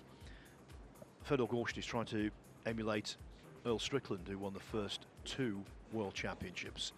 In 1990, he won in Bergheim, Germany. 1991, it was back in the States. In his first final to win this, he beat Jeff Carter. Did you know Jeff Carter? Oh, yeah. I actually, the year I won the U.S. Open 1 pocket, I beat Jeff Carter in the finals. Great hit here. He needs a little more out of it, though. Yeah, Jeff Carter from Illinois area, Wisconsin, that area of the country. Great straight pool player, of course, a great 9-ball player. One tough customer playing all games, really. But you don't know much about 1 pocket, but it was the craziest thing. I won that on 3 fouls, which is a 9-ball. You know, you'll see a 3 foul every now and again, but in 1 pocket, you may not see it for a decade, maybe longer, maybe your whole life, really. You said I don't know much about 1 pocket. I'll tell you exactly what I know about 1 pocket. Nothing. Yeah, well, you might get a glimpse of it. Your little trip coming to the States here next month. I would love to educate myself, definitely. Now then, Chua needs to get going again. Yeah, well, he's got to earn this one, not only on his first 1 ball, but then the 2 to the 3 and then back down table. So he had to just take what he could get. He's going to elevate the cue and come back off the blue 2. This is one that's so easy to drive into that right knuckle on the lower right corner. And this Extension call. A lot of sports, they'd say you got to man up and make it happen, and that's exactly what he has to do here. And that's normally Chua's approach. Take on the big shots, don't be scared of them. He's going twice back and forth. Beauty. Oh no, doesn't deserve this. Foul stroke, ball in hand. It was even. The Restart fact the that it clock. gave him just a small amount of hope as it hung on the lip of the pocket and then cruelly descended. Yeah, probably didn't expect to get, he just pured it so much, he got a little more cue ball movement than expected, and now to get in the driver's seat heading towards the end of this match. And now he's got to get better with the break. The break has really got lost for Anton Raga with this lead.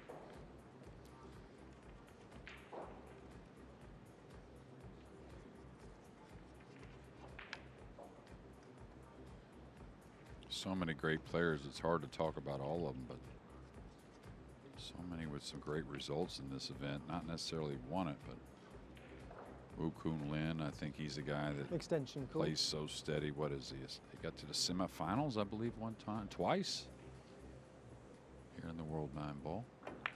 It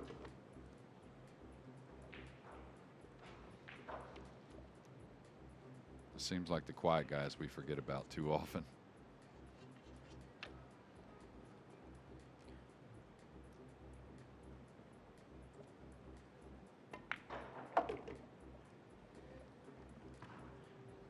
At the start of the match, we were discussing Raga's propensity to move on shots. Well, by and large, I think he's been pretty good tonight. Looks as solid as a rock to me. Yeah. It's a little thinner to the side than he wanted, but so close. Drawing the cue ball into position off this side cushion should be okay. Just don't let it wander and fall somewhat straight. That's what you want to avoid here. Of course, stay off the rail.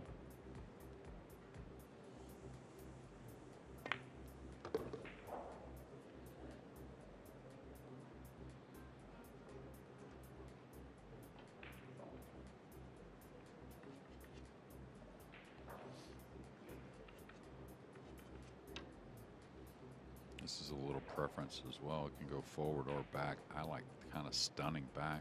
Hair left. Oh, he's come towards the side. Wow.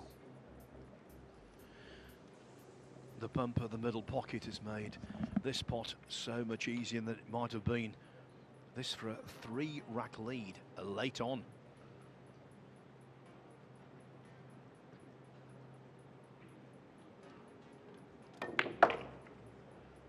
Johan Schur is struggling. The pick of many people coming here to lift the trophy. Well, he might still, but he's got a fight back on his hands.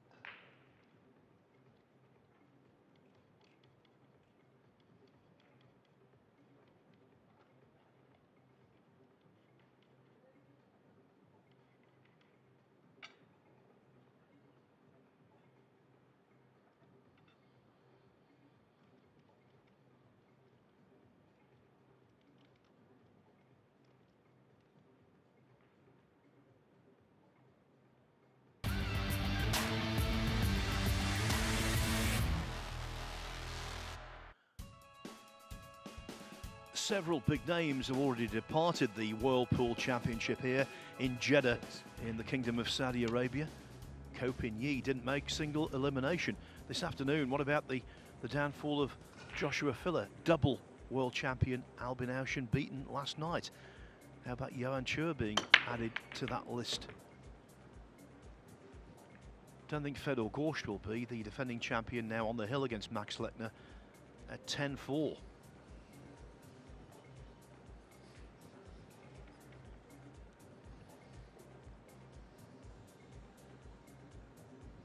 Yeah, I think he may shoot it this some kind of way if he had some kind of position offered.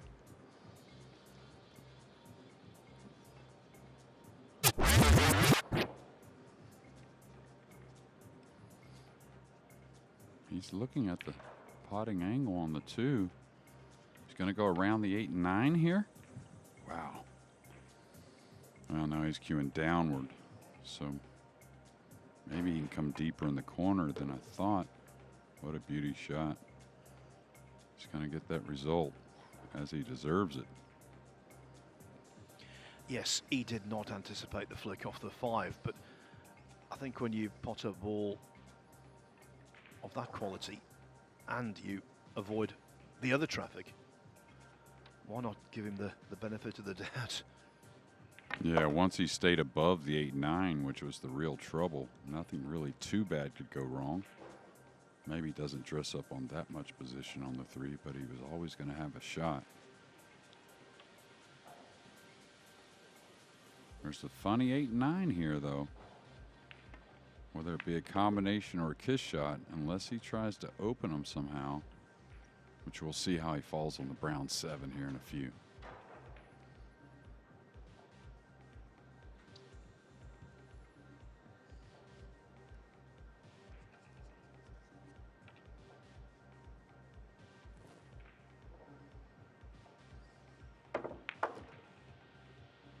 This is overamped.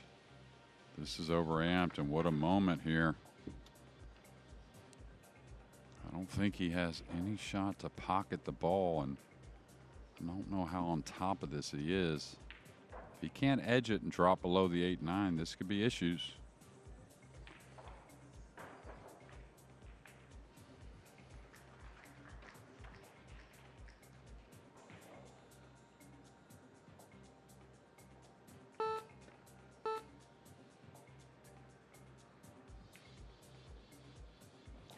Well, he couldn't pot it, but that was the next best thing. Very good indeed.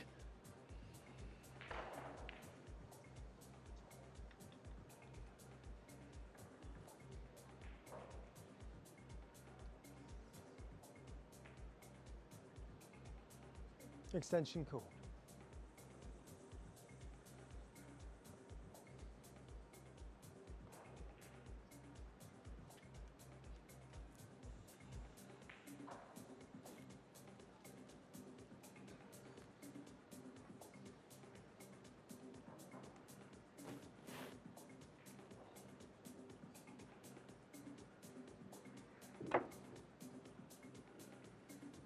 Difficult kick. Anytime you're going close to the rail, he had to bend it also. Very difficult to judge. And now I think the 8-9 got bumped a hair and made the combination a little more natural.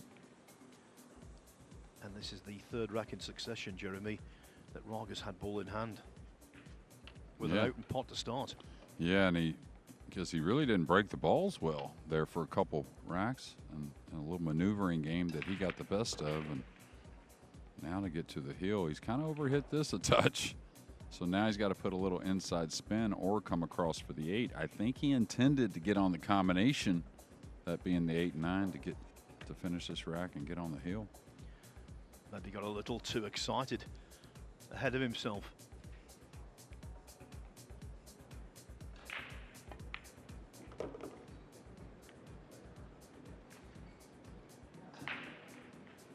We've been showing the Z shot all week. There's one of probably the most famous shots ever.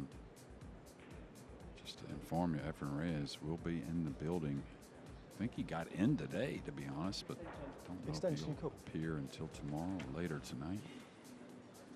Loves watching his countrymen try to take down titles, and there's plenty of them to choose from. We're obviously going to lose one in this match, and at the moment, odds are it's Johan Chua.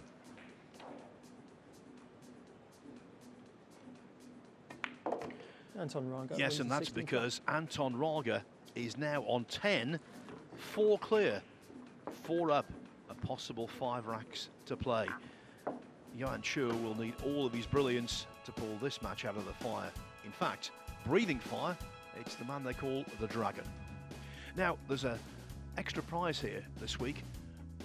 $10,000 for the most consecutive break-in run-outs. Johan Chua, in an earlier match, had 4. That's second on the list, behind Robbie Capito, who on day 1, the former UK Open champion from Hong Kong, put together 5 break-in run-outs on the trot. Tied third, Claudio Cacci, Alexa Pacholch. But 3 isn't enough. 5 at the moment gets the dough. And I can tell you on table 2, Fedor Gorst has completed an 11-4 victory over Max Lechner. He now faces Oliver Sholnocki or Mario He in the last 16. Yeah, and a guy that's certainly improved so much. Look at the cue ball tuck underneath the 3. Trailed heavily in this match to On the Lobo hill, some, leading 10 and now racks at to 10-9 is all. Yeah, that's a cracking contest over on table 4. Well, he's going to get one of the prettier shots, shooting the ball down the rail past the side. And it's very natural position moving forward here, Phil. So this is the shot, it looks like. If he can get this one down, you fancy his chances.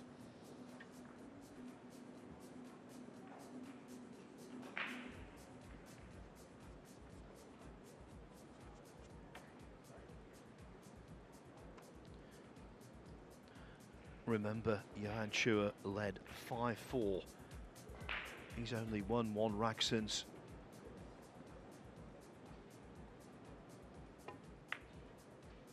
Nailed it.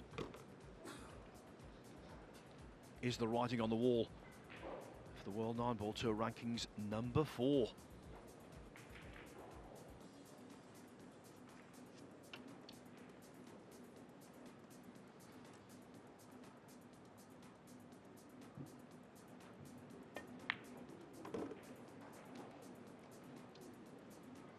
I think the 7 passes the 8. You may inspect that now. 5 near the 6 now. 9's a little impeding to get the easy angle on that green 6 to drop on these 2 on the bottom end. He's got to peel off the 4 and 5 first, of course. But no reason not to come up and get somewhat near the 5. At least maybe to the 3rd diamond up the left rail.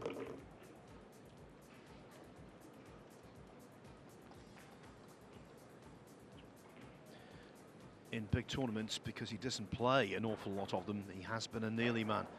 Runner-up, as we talked about earlier, in the European Open a couple of years ago. Twice runner-up in the China Open to 2 wonderful players, 2 former world champions, actually.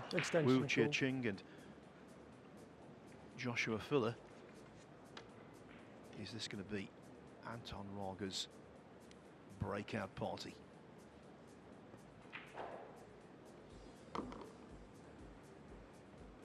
Yeah, perfect position here. He's got a little angle. He'll use the bottom rail, maybe the side rail with it. Let this get opened up with a little low left spin.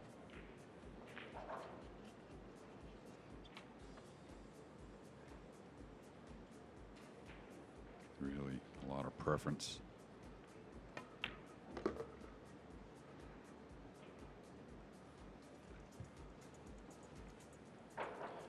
And you have to say, Anton Raga has been good value for this result.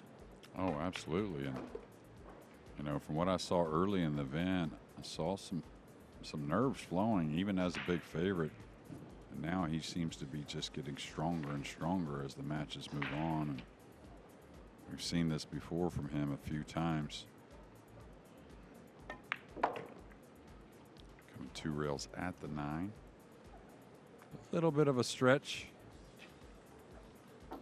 chance for the cue ball to get clean. A lot of players do that to end the matches. Remember, 11 is the magic number.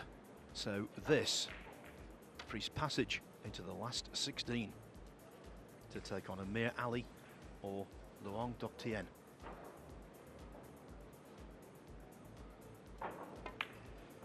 Anton Raga wins the match. In the battle of the 11 racks to 6. Filipinos, Cebu has overcome Johan Chua, who's from Bacolod in the central Philippines. Yes, the Dragon winging his way through. What a good victory for him. Johan Chua, semi-finalist last year, will be bitterly disappointed. But Raga showing his class with an all-round performance that was too good for the world number 4.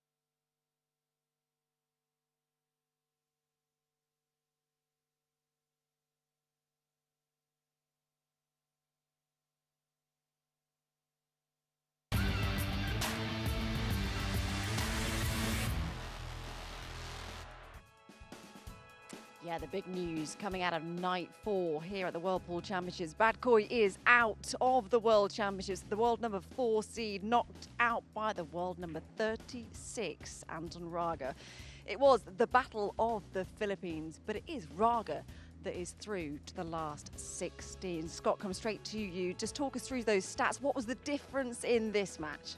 I just feel like Raga overpowered him. I mean, watching that very last game, it just looks like he's on a mission. 2 break-and runs, but really, in the long run, he's just a shot maker, and he's got so much power in between the mid-game, which is very intimidating. Yeah, pot success there. You can see he's up at 96%.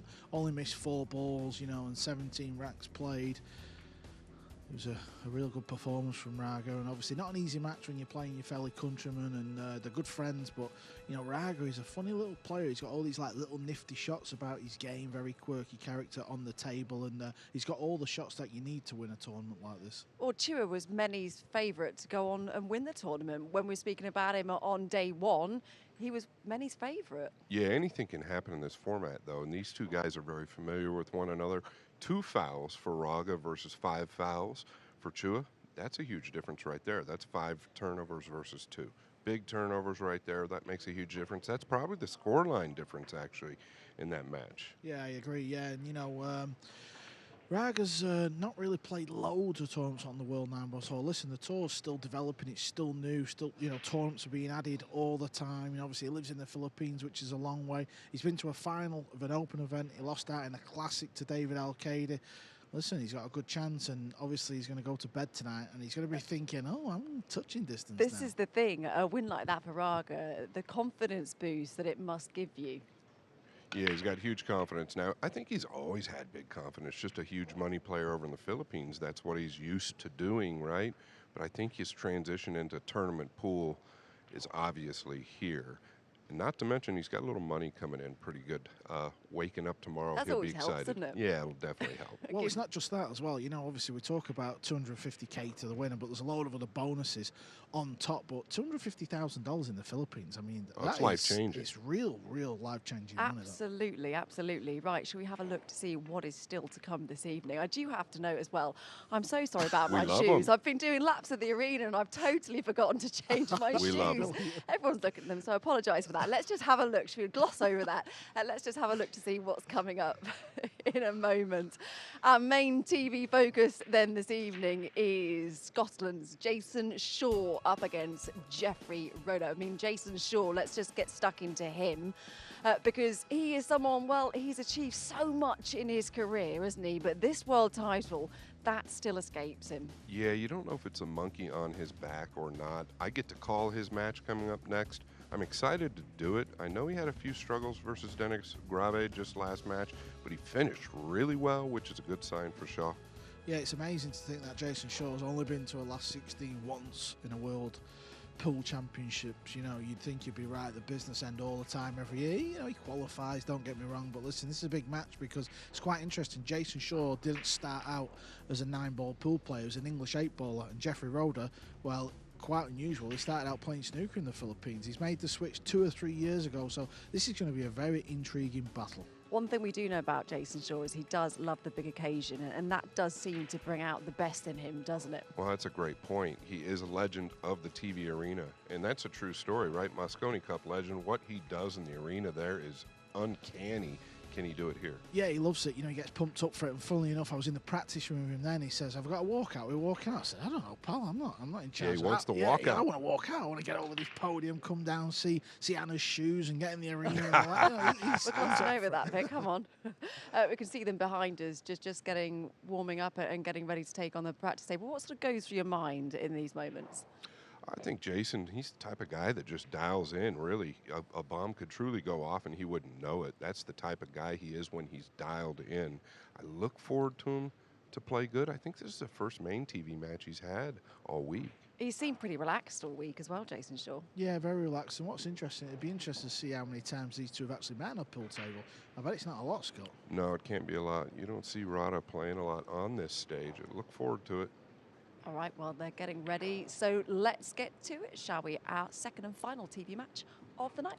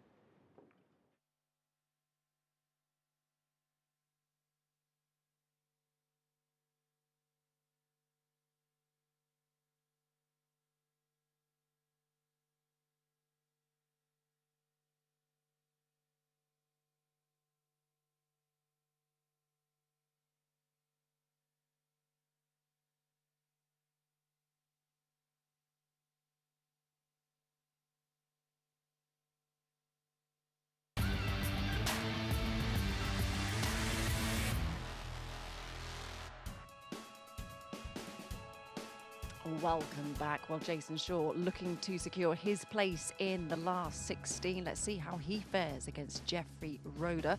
Let's hand you over to Scott Frost and Michael McMullen for the final match of our night. Thanks very much, Anna. Jason Shaw has for so long been the leading hope of a British player winning this World Championship for just the 3rd time ever. But he's only been further than this last 32 stage of it once, and that was 9 years ago. And this evening, Scott, he's up against an opponent who is more than capable of ending his hopes for this year. Yeah, you could say that again. I don't think we're going to need the shot clock much either.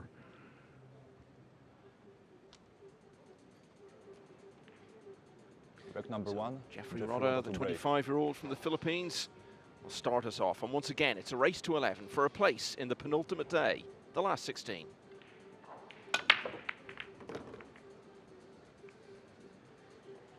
Tell us about that breaking technique, Scott.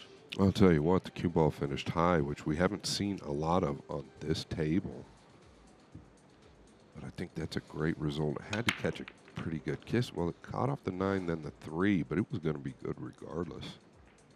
Really just a long ball to start out, Michael.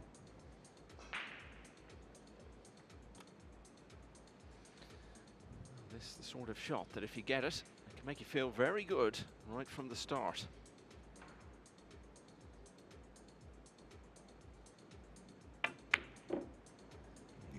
Just pinched it a little wide. I really don't know where he was going with the cue ball. I think he overlooked the pink, to be honest with you. Notice where the purple 5 is.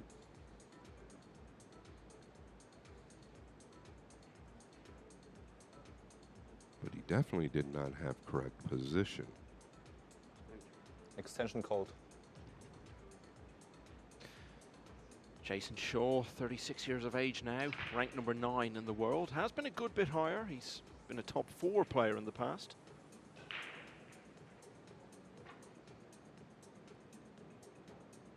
Oh, and there's a big stroke. Watch out, 7. This is going to bite a little.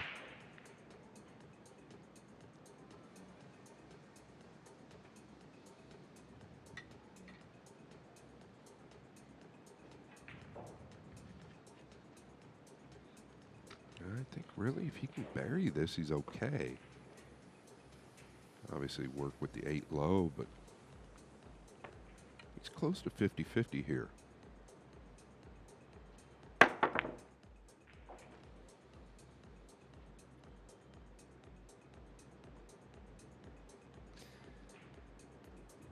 actually the 2nd time this week that Jeffrey Roeder has faced a Glaswegian, because he beat Fraser Patrick 9-8 in winners qualification. He'd already had a good win over Mustafa Al-Nar, who beat Fedor Gorst here last year, sending Gorst to the 1-loss side, from which he emerged to win the championship.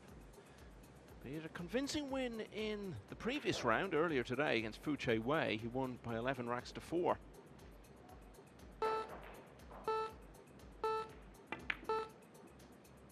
Yeah, trying to get the cue ball down here below these 2. Wow, he's got backup with the 7. Did not intend on that. This is one that Shaw might just have to fram at, meaning slap at it with a little bit of power, hope for the best. Of course, they always intend on doing something with the object ball and cue ball. He did just really slap at it, and that's all you could do. Did he lose the white to the lower left? Foul. Ball in hand.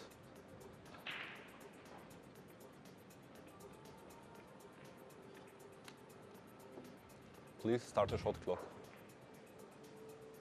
For me, Michael, it's how Jason Shaw handles this going forward.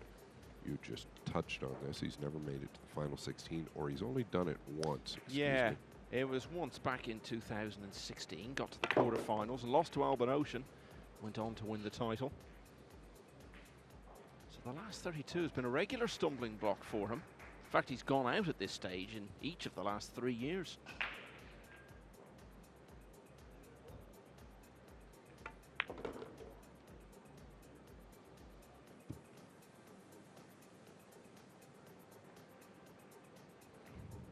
Gotta be honest, I haven't seen a lot of Rhoda. No, he's part of the contingent of Mar Boys Billiards in the Philippines, J.R. Velasco. And that's a big contingent.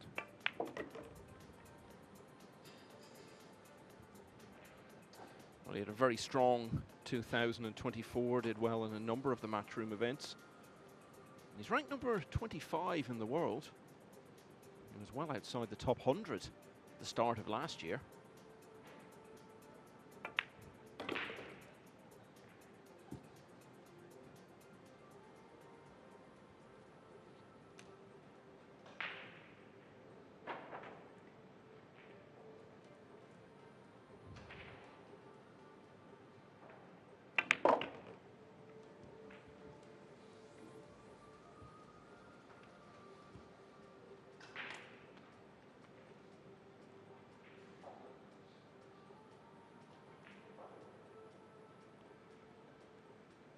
So Jeffrey Rodder started the rack by potting 2 balls off the break, and he finishes it by depositing the 9. Jason Shaw was involved in between, but it's Rodder who leads 1-0.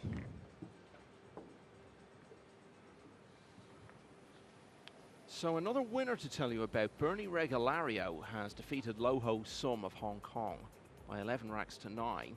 So Regalario is through, and that means of the first 4 players through to the last 16, 3 of them are from the Philippines. Elsewhere, slow going on table 7. Oliver Sholnocki 6-4 up on Mario He. Duong Kwa Kwang, who's been to the quarterfinals before, leading 4-1 against Marvin Assis as we look at some of the stats there surrounding Rodder. Pius Labutas of Lithuania, who's been in 3 big semi-finals over the last couple of years, has just levelled at 5-all with Konrad Yusushin. Claudio Cacci, 4-3 in front of Michael Feliciano. Francisco Sanchez Ruiz, one of 4 former winners of the title to get this far. Rack number 7-3 up on Marco Jeffrey Rodder to Teucher. break, Patrick leading Gonzalez 1 is leading rack 8-5 over Eklund Cacci, so last year's runner-up in a spot of bother again. And a couple of players on the hill. Carlo Beato, former winner of the title, a 10-8 against Victor Zielinski, and Jeffrey Ignacio is 10-7 up on Mieszko Fortunski. So lots going on back here. Rodder looking to build on his early lead. Yeah, and the 1 down, really another nice strike on the break shot. I believe he can just chip this in and hold below the 9 for the red 3. There's just no question about the 1, the last 2 breaks. And maybe Rodder did do some damage in 24, just never crossed my desk that I can remember. I have seen him play some, but let's get this easy. I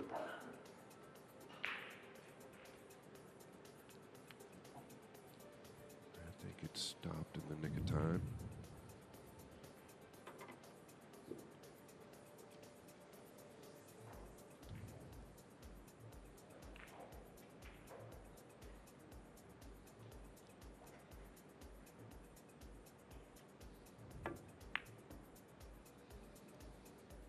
Well, it's the 3 ball again, game number 1. He overcut it just a little thin to the lower left.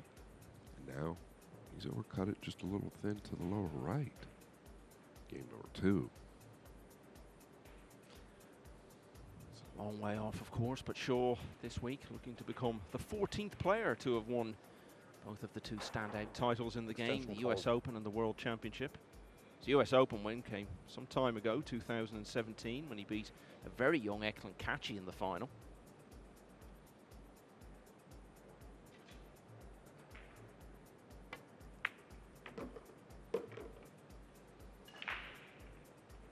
Well, he doesn't deserve to be on top of the 8 here. This could bother him a little bit. Notice the grimace on his face. Intended to go into the 6.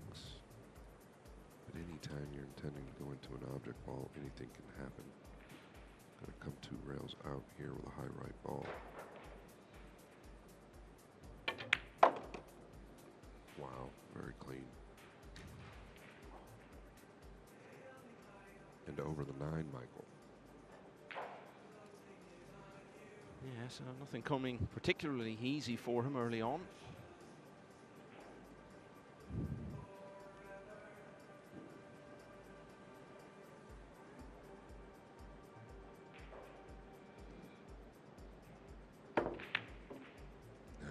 Just wide. Not only that, there was a sign of frustration. Yeah, and he can get in his own head so easily, can't he? I think it's what happened to him at the UK Open, where he went a long way in that tournament, trying to become the first home winner of the title. Got to the quarterfinals, and most of the big names were missing from the last 8 lineup. And I think Shaw was very aware of what a big opportunity it was for him. And things didn't go his way right from the start against Jonas Sudo in the quarters. It really seemed to get to him mentally. He lost heavily in the end. So this rack looks like a done deal now.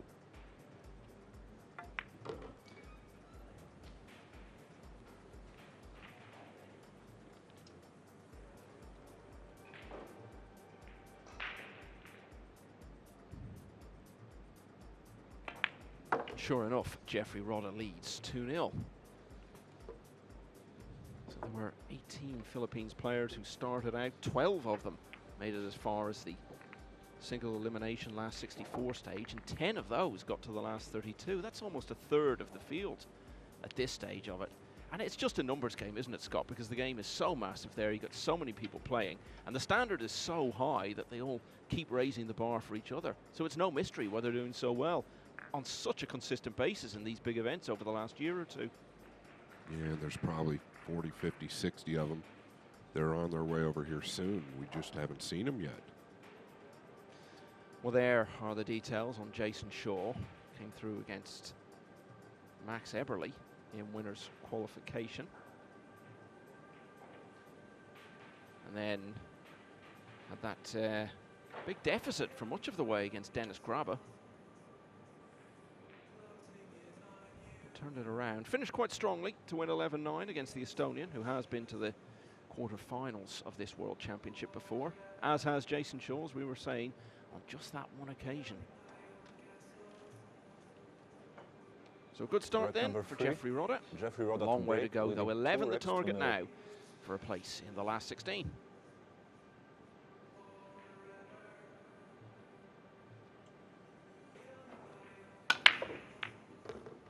Well, he's batting 100% to the right side pocket with the 1. He might have a gap at the 2 here.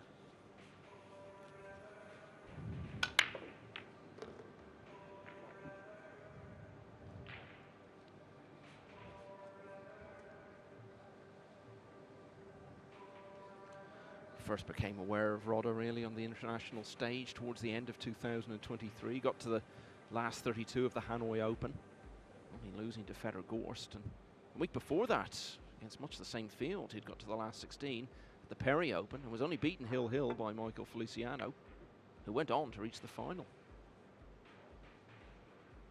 Yeah, this is a classy shot. Just a little outside. Jason gave him the props. You just touched on it, Michael, just a minute ago. This is a race to 11. Can't get ahead of yourself. Cannot get too frustrated. This is early, right? Maybe pregame jitters. Gotta let the mistakes go. But you can see right there, Rodder has him completely covered up. Oh, excellent contact. I think it paid off. Hard to tell. I believe the black 8 is in a big position here.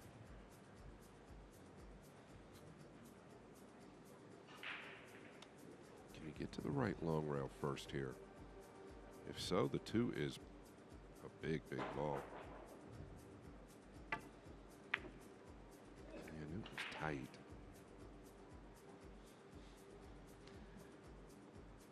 Jeffrey Ignacio of the Philippines got to the quarterfinals of the World Championship last year, and he's one match away from getting there again because he has seen off Poland's Mieszko Fortunski in the last few minutes by 11 racks to 7.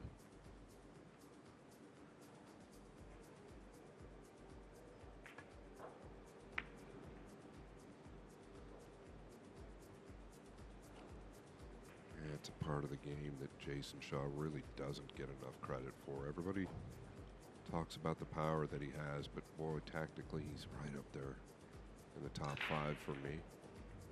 Just don't see it as much from him because of his ball-making ability.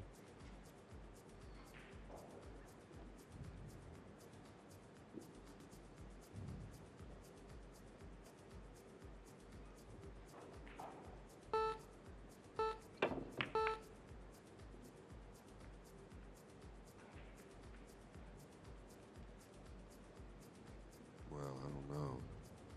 5 looks pretty tough now. It might play to the lower right, which would lead to the green 6. I think the 2 obviously plays to the side.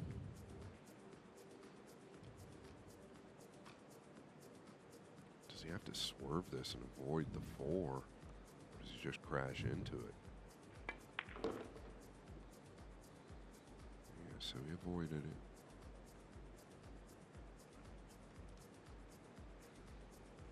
Yeah, a lot of work here. Yeah, when you're still looking for that first rack, this isn't what you want. You're hoping for a nice, straightforward run out just to get things going. It looks a little bit tense early on. And we saw with Albin Ocean on the main table last night how you can lose your way mentally very early in the match and never get it back. So I'd like to ease that frustration as soon as possible.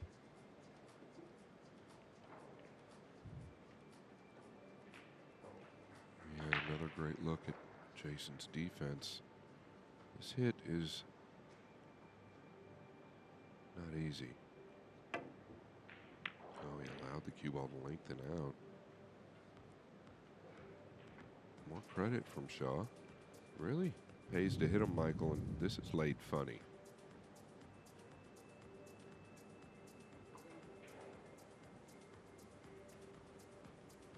Super thin to the right side. Really dead straight to the lower right.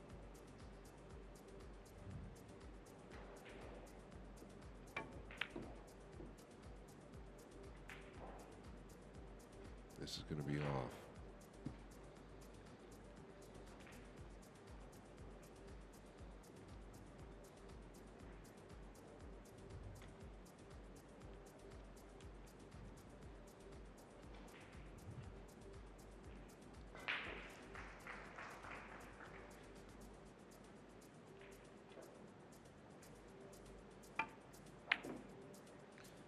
Wow. Fair to say neither player looks entirely settled yet or anywhere near it.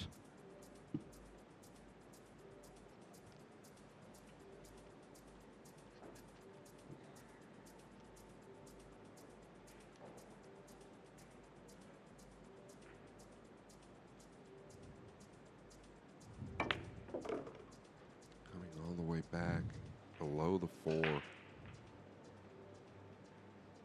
And the speed looked perfect there. Really could not have done any better in that position because this tells me the 5 plays. To get right there was to get perfect on the 5. Needs a hop though. And he has received.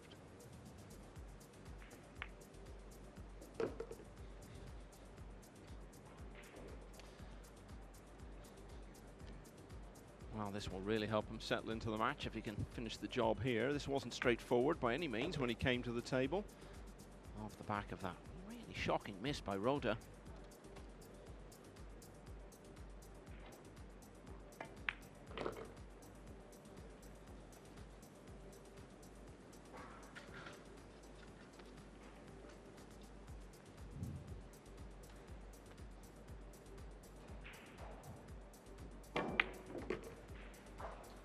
Jeffrey Rhoda won the first 2 racks of this match.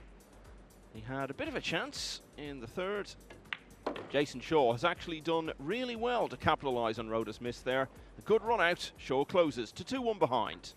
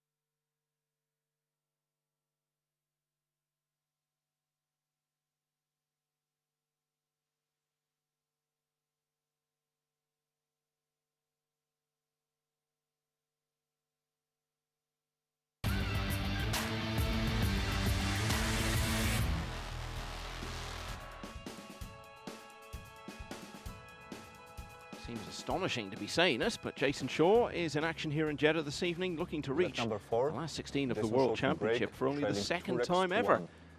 Lost the first 2 racks to Jeffrey Roda, but he won the third, and he's breaking now in rack 4. Our first look tonight at the break of Jason Shaw. Tell us about it, Scott. Well, this one doesn't look too great by any means. Foul. Ball in hand. One was way short of the left side. Maybe caught them a bit thin. Got a big kiss from the cue ball. Take another look. Yeah, that was thin. Very thin. Please start the shot clock. And a brutal kiss off the blue, too.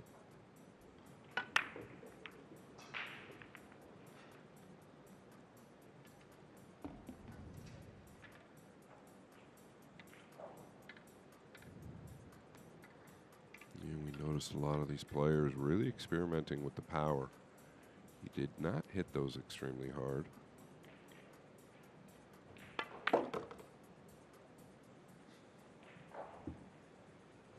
Clearly the 2 plays to the lower left.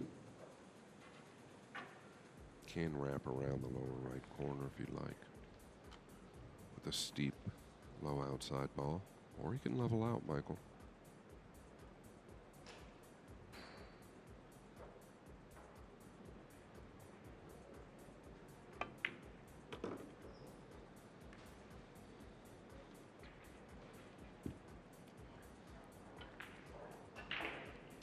Spoke about how he started to make an impact on the global stage.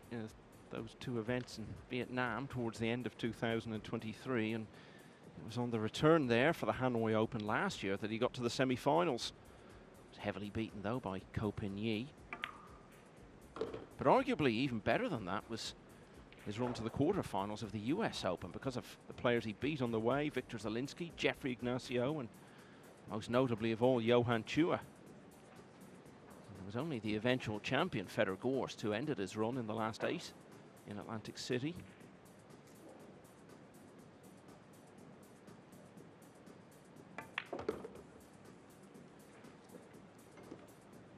As Carl was saying at the top of the show, he's really only been concentrating on 9-ball pool for a relatively short space of time. So when you look at how far he's come so quickly, that would suggest there are many very good years ahead and possibly even big titles.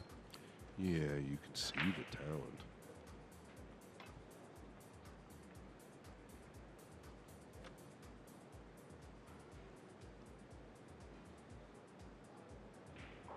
Seven does play in the same corner if he wanted to do this, but he can just kind of punch up. That's what he did.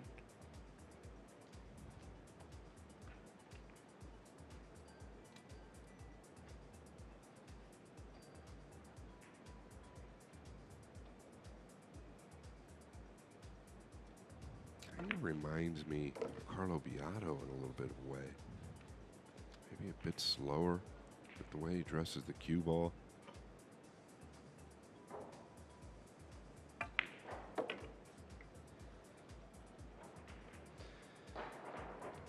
So it was a good run out from Jason Shaw to get off the mark in the previous rack.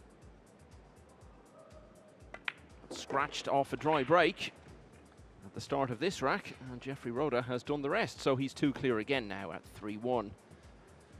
They've been playing for, well, about 2.5 hours or more now on table 7, and Oliver Szolnocki, who's been to the semi-finals of the World Championship before, is leading Mario He, but they've still got some way to go. It's 7-5. Duong Kwok Wang's got a very big lead, 7-1 over Marvin Assis. Amir Ali of Iraq has won all of the first 3 against Lung Duk Tien. 6-all between Konrad Yusushin and Piers Labutas. Claudio Cacci 6-4 up on Michael Feliciano. Francisco Sanchez Ruiz looking to get through to the last 16 for the first time since he won the championship in 2023. 7-4 up on Marco Teucher. 3-all between the champion of 3 years ago, Shane Van Boning, and Finland's Kasper Matikainen. And last year's runner-up, Eklund Kachi, is now 9-5 down to Patrick Gonzalez, so only 2 away from going out. Level at 5-all between the former US Open winner Ko Ping Chung and 2-time world semi-finalist Wu Kun Lin, and Carlo Beato, who you mentioned a moment ago, Scott, former winner of this championship. He's ended the hopes of Victor Zielinski by 11 racks to 8, and will now play Jeffrey Ignacio in the last 16 tomorrow. Yeah, what a match that will be. Okay, the 1 not down for the first time did make the 7 in the lower left.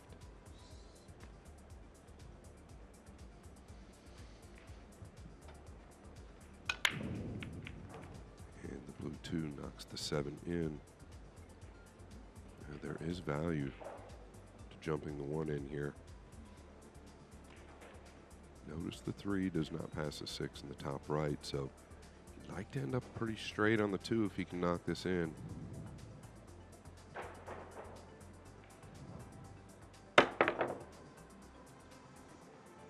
Yeah, I think he was asking a lot. He got away with it. How will Shaw respond?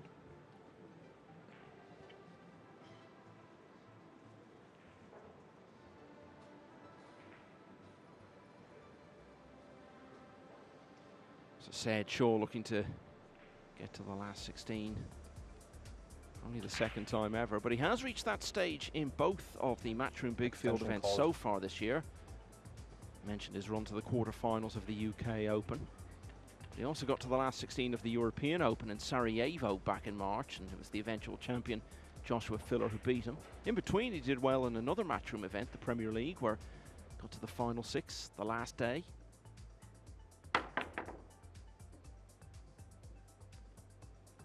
talk about him often being slow to get started in the year, but doing okay in the early big events in 2025.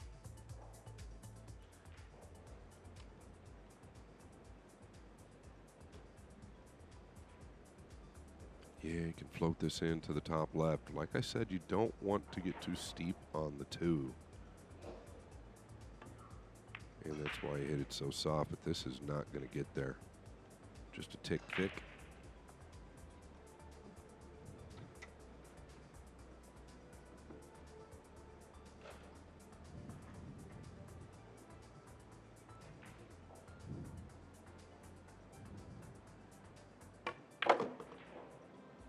And this is overhit.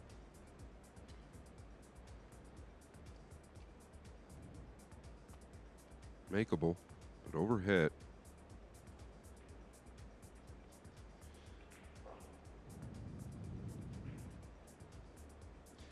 Just to keep you posted on Eklund Kachi, who was 1 rack away from winning this World Championship last year. He's now 1 rack away from going out of it this year. Now 10-5 down to Patrick Gonzalez.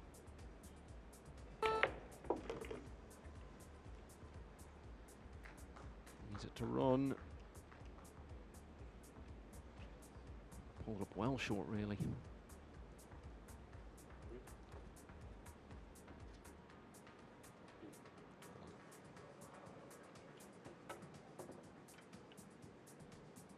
Yeah, he can get behind the 6 here. I think he's better off leaving the 3 out towards the middle. And now it looks like he's... Yeah, last minute he decided to cross the face of the 6 versus just follow through the 3 and knock it back down. Shot clock was burning down. Well, there's been some struggles from both sides on the red 3. This is a long one. Rotor needs to bury. Extension called.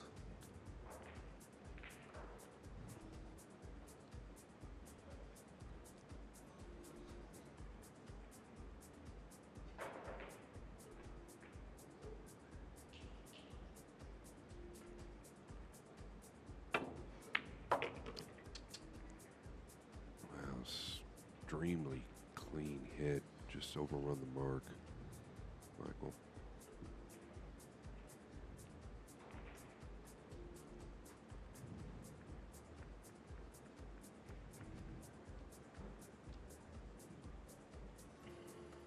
Does he attack to the lower left?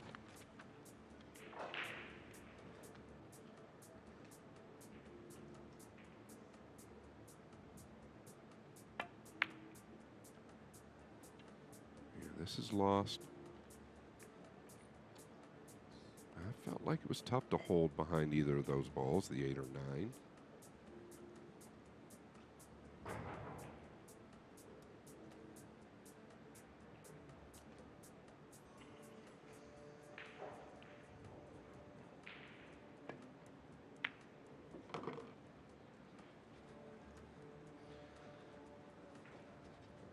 As we move towards the end of this 5th rack, it could end with Rhoda reflecting that he might have won all of them. And yet be only 1 in front.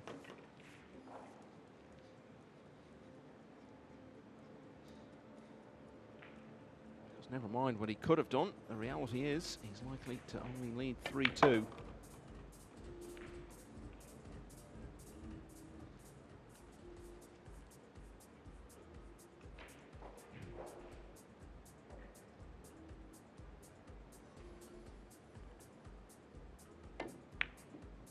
Ooh, well, maybe not. And after that, well, I was going to say probably not, but of course, with this now, cue ball could be running wild after contact is made with the 8. I think he can just drift it in. Yeah, he's fine. He's fine. Jason didn't look real settled to me over that 8, Michael. Yeah, so the angle was okay to hold for the 9. You have to say it's not been the highest quality start at all from either player. Jeffrey Roeder will be happy enough though. He's leading by 4 racks to 1. Okay, so still no result in that Eklund-Kachi match. Remains 10-5 down against Patrick Gonzalez. Shane Van Boning, the champion of 3 years ago, has fallen behind against Kasper Matikainen, who's got his own pedigree in this championship, you know. He knocked out Joshua Filler early on, the year Filler was the defending champion. Marco Teucher is holding on well against Francisco Sanchez Ruiz. He's just a couple behind at 7-5, and that's Marvin Assis on table 3, 7-3 down against Duong Kwa Kwang. He's got one back there. Now this is table 2, and this is that match I was telling you about between Van Boning and Matikainen. He's someone who was looking like he might be on the way up a few years ago, Matikainen, Scott, and then he sort of seemed to largely disappear, but we've been hearing his name a little more recently, and we could be hearing a lot about it later this evening. But a long way to go in this. Van Boning, of course, a master of World Championship brinkmanship. Plenty of it on his way to the title 3 years ago, and he's had a bit already this year. Rack number 6, Jeffrey Roeder to break, leading 4 racks. Win over Naoyuki Oi earlier. Yeah, and that win there was no walkover. He was trailing 9 games to 7. SVB ended up winning 11 to 9, I believe. Once again, the one down did catch him thin one time. So now, which way do you come off of the 2?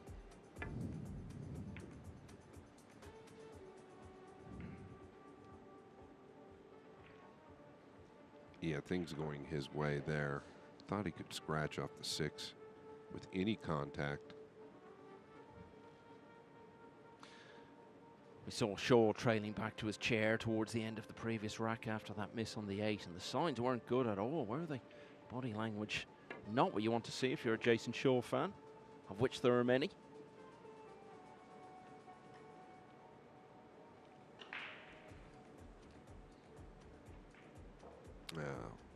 He did snooker him. Really great hit there to hold the cue ball. 2 was practically froze, so not easy to do. Out comes the jump cue. The 3 on the right side of the table, not easy to get to.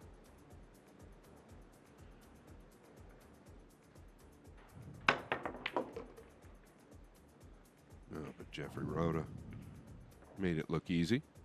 Yeah, he's missed some balls that were relatively easy and potted some really good ones like that. Just keeping an eye on Eklund-Kachi. As we were saying, he needed to win 6 racks in a row to stay in the championship. Well, he's got 1, but still a long road back, 10-6 down to Patrick Gonzalez.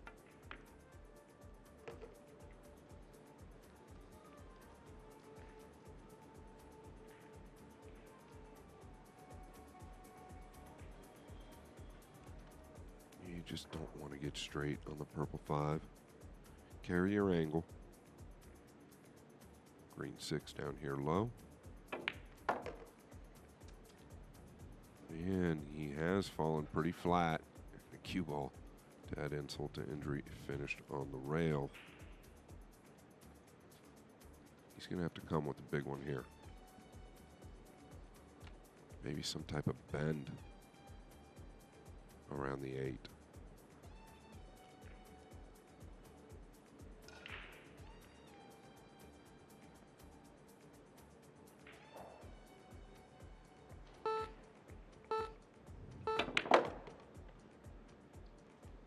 Well, he definitely bent around the 8. Position, not all the way there.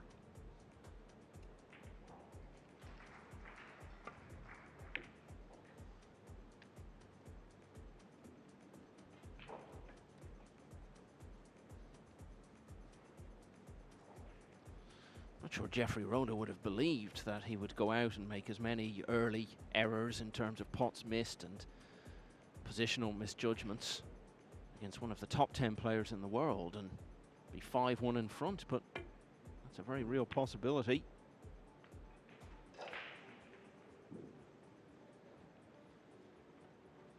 Yeah, good hit, but you can see there the way Jason walked away from the table, just kind of like, eh. Touched on it a minute ago. Well, that was thin. Foul, ball in hand. Well, there's another error from Rhoda, and you get the feeling this one will probably cost him. Please start the shot clock.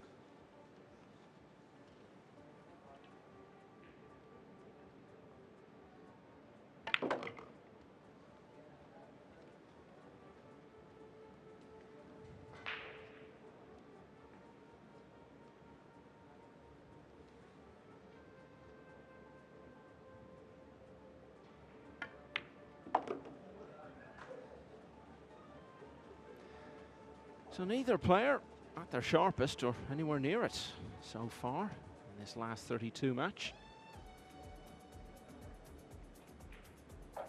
And it could have been almost any score at this stage, the way the racks have gone.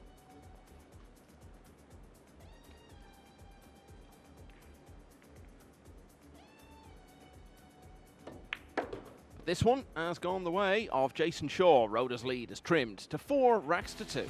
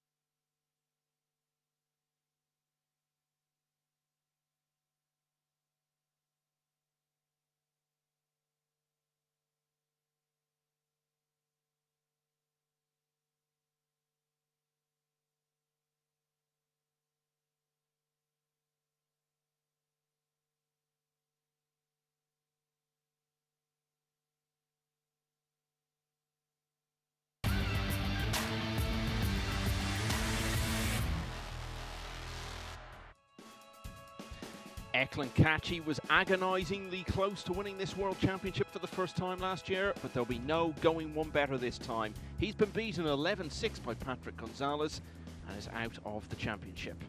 And that means that of the 7 players so far through to the last 16, 6 are from the Philippines.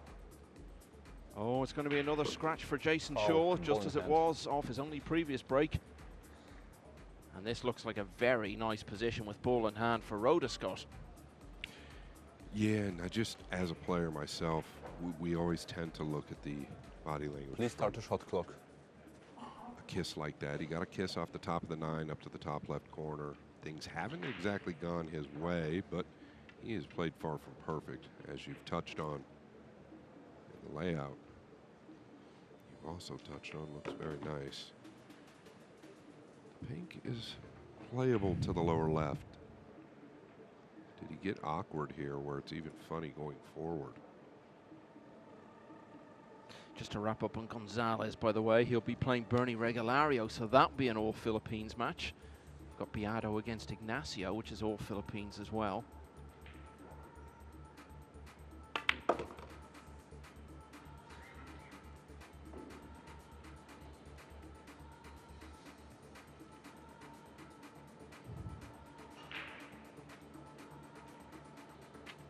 Yeah, young Bernie Regalario was 2 years ago, I believe, at Norway Open. I was watching on TV. I was impressed. He was really, at the time, my favorite young player, and it's nice to see him coming through now. He's done some real damage this week. Yeah, that trip to Hanoi, that was the moment where we really became aware of Regalario.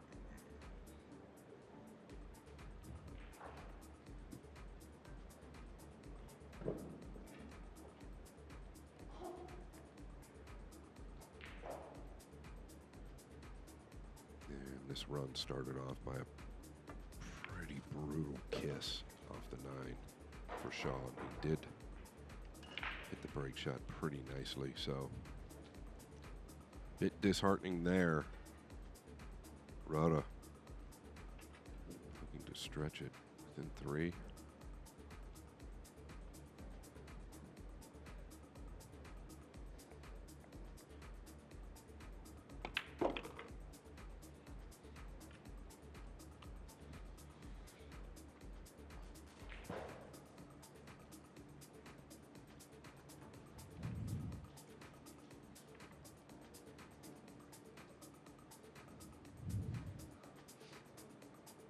So it looks fairly routine stuff from here. Rhoda's going to be 3 clear again. And you just wonder, to what extent is it in Jason Shaw's head that this World Championship has not been a happy hunting ground for him over the years, and I'm sure people have been mentioning it to him and reminding him of it.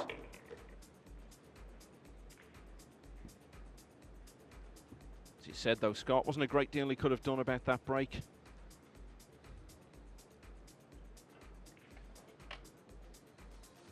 Been exploited to the full by this man from the Philippines, who now leads by 5 racks to 2. Now, a little interlude. Would you like to know how to play the perfect spin shot? Maybe Carl Boyes can explain it.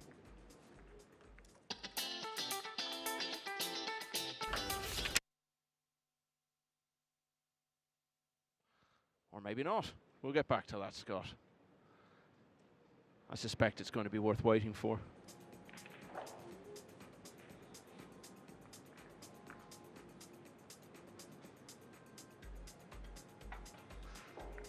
Okay, so apologies for that. We'll bring you that recording a little later. In the meantime, I can tell you Wu Kunlin, twice world semi-finalist, is just 1 behind now against Ko-Ping Chung. Wu is just 1 rack 13 to close to 7-6. Shane van Boning 5-4 up on Casper Matikainen. Marco Teutjer of the Netherlands still fighting the good fight against the champion of 2 years ago, Francisco Sanchez Ruiz. 8-6 to the Spanish player there. And Eklund Kachi is out, but Cledio Kachi may yet get through. He's 9-5 up on Michael Feliciano, so just needs a couple more. And Amir Ali is flying 5-0 now against Long Duc Tien.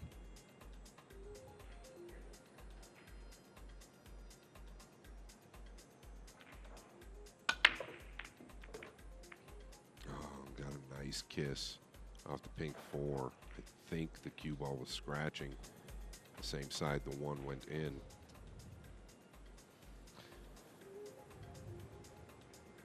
Banks are open. Can cut at it, but boy, the cue ball seems to be going the wrong direction. He can wrap around. But the banks are open, Michael. We'll see it curve. So we've had half a dozen looks now at the break of Jeffrey Roeder. How would you sum up his technique overall? Looks good. He's not overpowering it. I think he's somewhere right in the middle, but it looks really nice. Everything's under control. Some of these guys under hitting, some of them over hitting as far as the power is concerned. I think there's a reason he's where he is, and it's the break shot. He has won one of the smaller ranking events. He was close to doing so actually around about this time last year at the Lushan Open, but lost Hill to Ko Pin Yi in the final. But then got to another final at the Chinese Taipei Open right at the end of 2024, and this time beat Ko Pin Yi to become a ranking event winner, which would have tasted all the sweeter, I guess, given that Ko had beaten him very heavily in that Hanoi Open semi-final in October.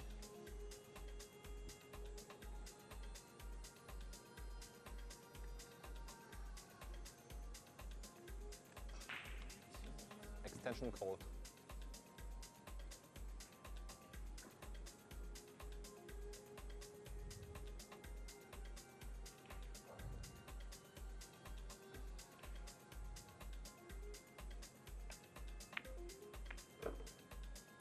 Yeah, things kind of going his way as well.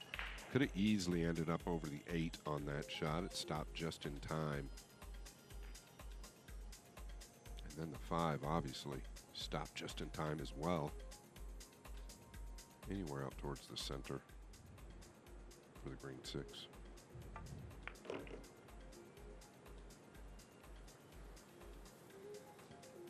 He doesn't mind getting near straight. I've noticed that often. Michael, you alluded to the snooker background. He's clearly a shot maker.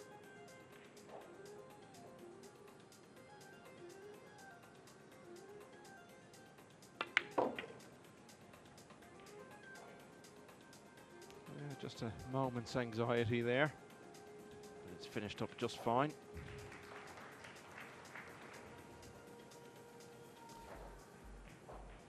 And are we going to have our first break and run?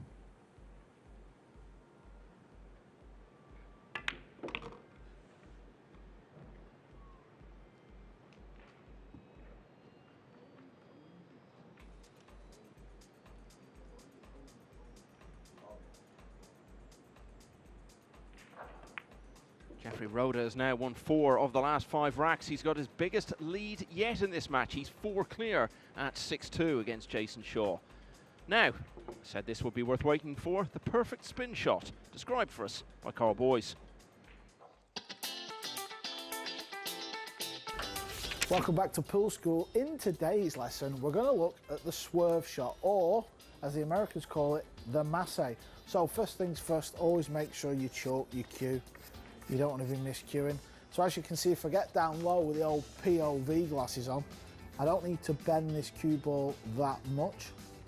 So as long as it's on the right hand side a little bit, slight elevation, you'll see it curve. So let's just try and do that. So watch the cue ball. So you could see it curve a little bit. That's what we call a masse.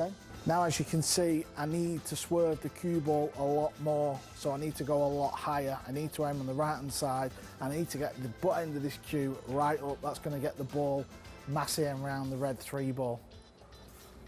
Let's try and do this. Give you the old good POV. I might even over swerve it. So let's just watch the cue ball.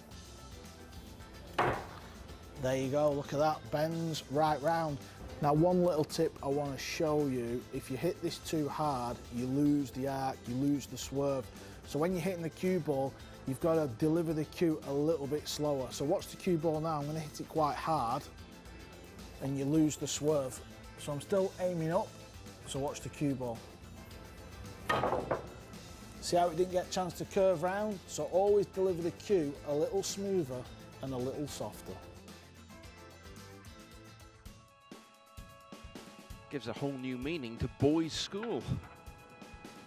He should be back out there playing. He's still got it. Rec number 9, Jeffrey Roeder to break. Jason Shaw leading could do with 6 his mate rec to Carl 2. Boyes out there to give him a bit of advice at this moment, because everything's going against him. Jeffrey Roeder is disappearing out of sight here. It's 6-2. Yeah, and I'd like like to have $1 every time Carl Boys and I had a conversation about him coming back to play. You're not alone, Michael. I wish you would.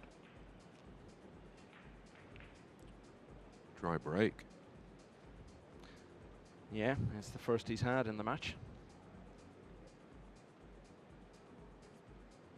Jason coming to the table with nothing straightforward. The lead really starting to slip away a little bit. Yeah, this will only add to the frustration. You hope that when your opponent breaks dry, you might get something a bit nicer than this to arrive into. Yeah, another great strike with the kick shot. It's called a kick and stick. With the low ball, you can do it 2 different ways, a high ball or a low ball. You actually do it just above center as well. It's all about the speed. Here's the shot Carl Boys just taught us. Oh, I thought he was going to shoot it. Michael now going.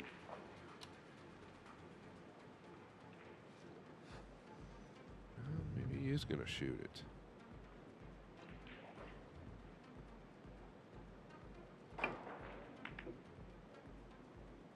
Well, it was a swerve.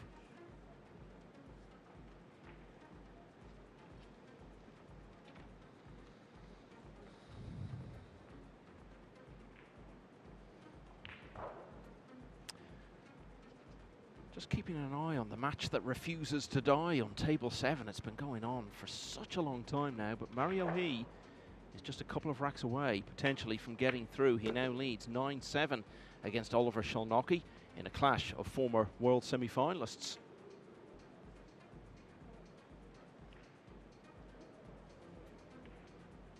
Conrad Usershin and Claudio Cacci, Francisco Sanchez Ruiz, all of those players also just 2 away at the moment.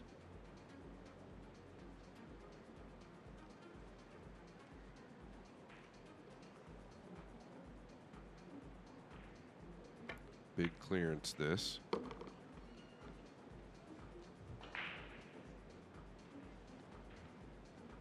Needs to get all the way down here, the 5-7. Coming up next. And that's good.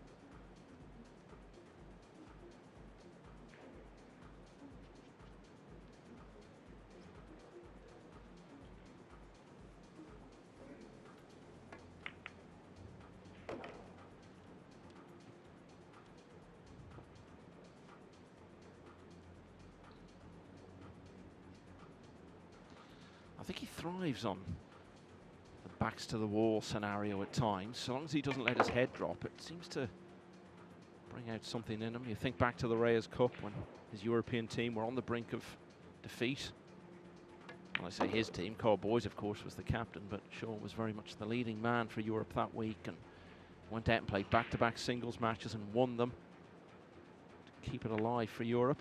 And he's certainly in a difficult spot here, but he's taken his chance well. Really needed to win this rack. Rhoda broke dry for the first time in the match, and it ended up costing him. Shaw now 3 behind. It's 6-3.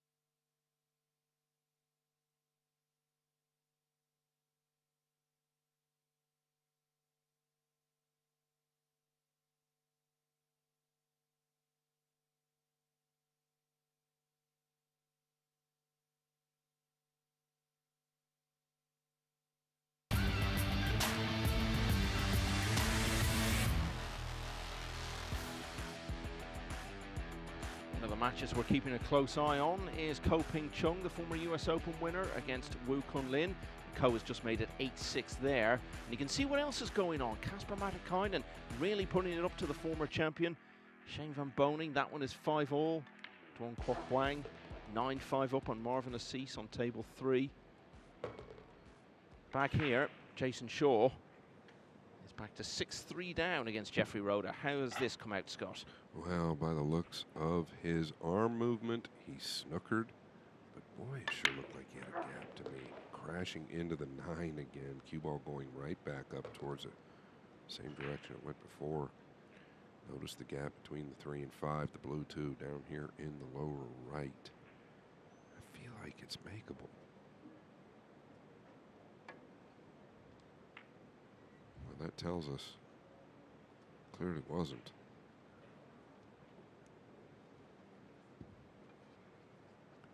Bit frustrated, Shaw.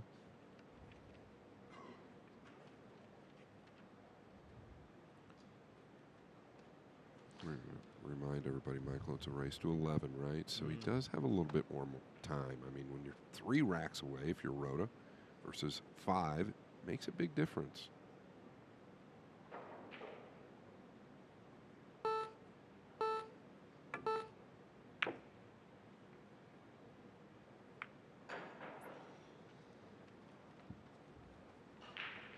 Just referring back to that Duong Kwok Hwang Marvin Assis match where Duong is leading 9-5 at the moment. That's of particular relevance to this one because the winner of it will play the winner of this tomorrow, looking for a place in the quarters.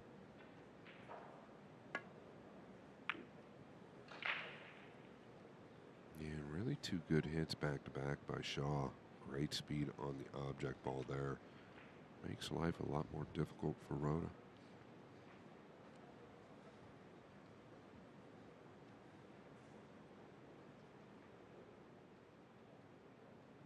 Where does he find the cover here? The 9. Oh, excuse me, just chipping it towards the pink 4. Shaw gonna have to continue to find ways to protect.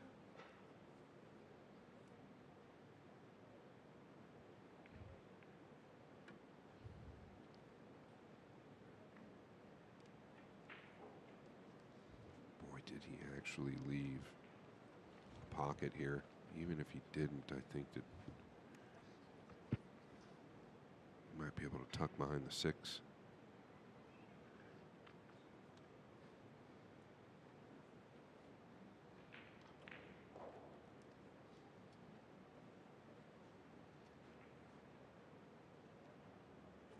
Extension called.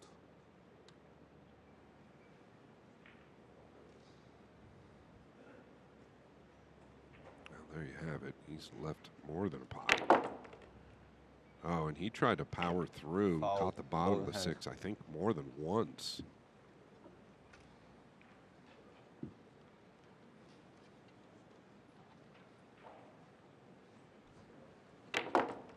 Yeah, look at this. Almost like a trick shot gone wrong.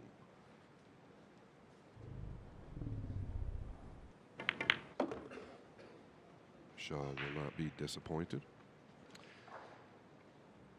Yeah, he's not won consecutive racks at any stage in this contest, but chance to do that here. A 2-rack deficit, as you say, Scott, with still some way to go towards that target of 11. It doesn't feel like a big gap at all.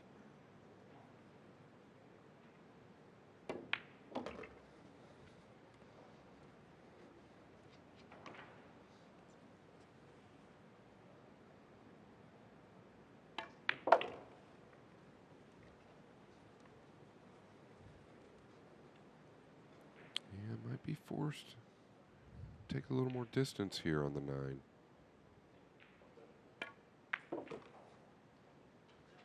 Typically, this is right up his alley, and I would say that he is about a 99% favorite to make it.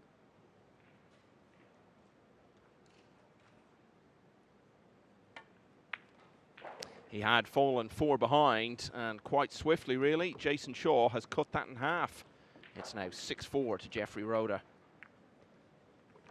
Duong Kwok Hwang now on the hill at 10-5 against Marvin Assis. Conrad Yusishin also just needs one more, leading Piers Labutas 10-7. Francisco Sanchez Ruiz on the hill as well, 10-6 over Marco Teucher. So we may have a number of winners to tell you about in the next few minutes. In fact, we do have one because it's just finished on table 12. Conrad Yusishin has broken new ground. He's into the last 16 of the World Championship after a 10-7 win over Piers Labutas of Lithuania. And this is Marvin Assis on table 3. He's got to win 6 in a row now. Yeah, and really actually a great opportunity there and just came up quite a bit short. Philippines player potentially losing a match tonight. What's No going on, chance. Scott? No chance. 6 in a row. That's going to be hard to do, especially against the guy coming to the table. Coming to the table here is Jason Jason Shaw to Shaw, break, who'll be trading 6 feeling racks to a 4. good deal better about things now. He's breaking back to 6-4 down. He continues to get the big kiss up to the top left. Off the 9. Talk about consistency with the cue ball. 3-9. Jumbled up down here in the lower right corner. He is not thrilled about it. Play on, Mr. Shaw. It's part of the game.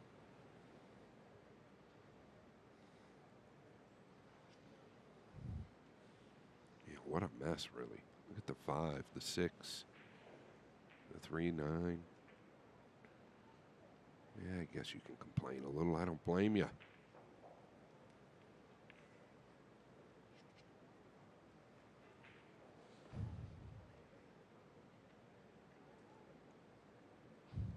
Trying to really thin it with an inside ball here. Yeah, let's add another one over by that little wedge. The 7 joined the party.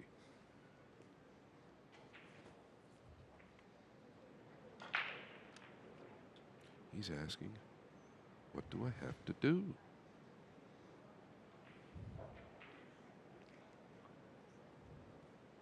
Always expressive when the drama's building, Jason Shaw. Michael, I don't know that he really wanted to make that ball.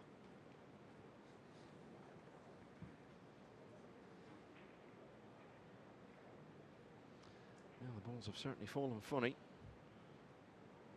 Don't worry, the table isn't sloping.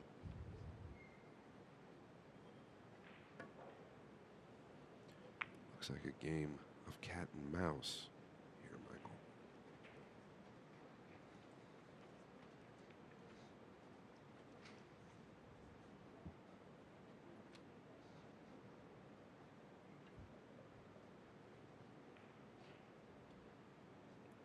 I mean, this is 9-ball, right?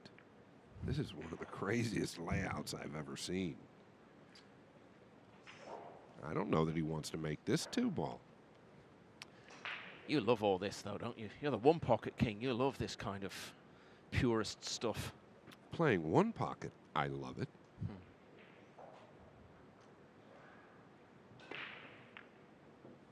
Yeah. Foreign territory here. Not exactly sure what the play is. But familiar territory for Francisco Sanchez Ruiz, the champion of 2023, is through to the last 16. He's finally seen off the dogged Dutchman Marco Teucher by 11 racks to 6. Well, this is a little risky. Oh my. Very naughty. Well, they tried to sort this out. I can bring you up to date in a big story going on table 2. Shane Van Boning, the former world champion, he's been in the final on a couple of other occasions as well, is now 8-5 behind against Kasper Matikainen. That would be a huge story if Matikainen was to win that. As I said, he beat Joshua Filler when he was reigning world champion 6 years ago now. Yeah, going to try and tuck Jason right back where he was. That corner pocket seems big. And it Foul, is. ball in hand. Might attack here, Michael. You could come 2 rails And please at start the the shot 3 clock. and 9 with power. Jason going to try and 3 foul him? You could put the cue ball just left of where the 5 is at and definitely attack, but he doesn't like the way 5, 6, and 7 lay.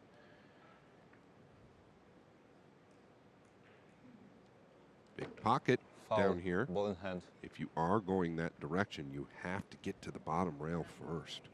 Otherwise, you've got sideboards. Please start the shot clock. Just explain to people who might not be familiar with 9-ball, Scott, what you mean by 3 fouling. Yeah, so 3 consecutive fouls, meaning, well, meaning he was on 1, and if Jason gets a snooker there, he could have potentially been on 2, Jeffrey Rada.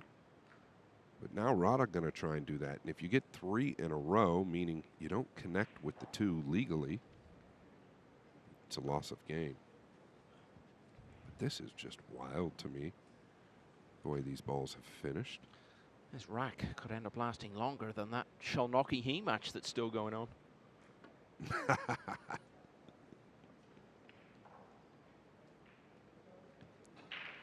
Foul, ball in hand.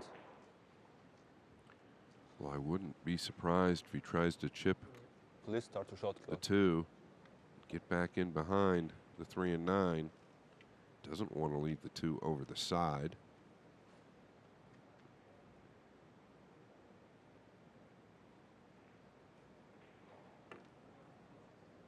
He's going to catch the 4 right in the face. Shaw got away with You one already made there. 2 fouls in a row. Third one will Otherwise, he's going to be Close. buried. break loss. Yeah, potentially bringing the 3 foul scenario we talked about into play. He's got no choice but to make this, and he caught Foul. the 5 first. Yeah, clearly. Wow, what a wild situation, Michael. Now on 2. That No. was That was the 3rd. wow. Yeah, so that is 3 in a row. Well, we thought it might be a very, very long rack. It was pretty long as it was. And in the end, it's come to quite an abrupt end. So Rada leads 7-4 as we quickly get over to table 3 to see Duong Kwa Kwang looking to get through to the last 16 once again. He's been even further, beat Shane Van Boning when SVB was the defending champion 2 years ago to get to the quarters. And he's now going to be 1 match away from reaching the last 8 again. The man from Vietnam has beaten Marvin Assis by 11 racks to 6, and he will now play either Jeffrey Rhoda or Jason Shaw in the last 16. So, reflections on that extraordinary rack we've just seen, Scott. Yeah, I'm befuddled. I actually, if it was that tight, Jason always could have kicked to the long rail and got 4 short and a good hit on the blue 2. But it looked like he just kind of Rack number winged at 12. it. So I really Jeffrey never Rhoda to felt break. like he was on Leading 7 racks 2 to fouls 4. at that moment. I thought that was going to be the second foul. Sure enough.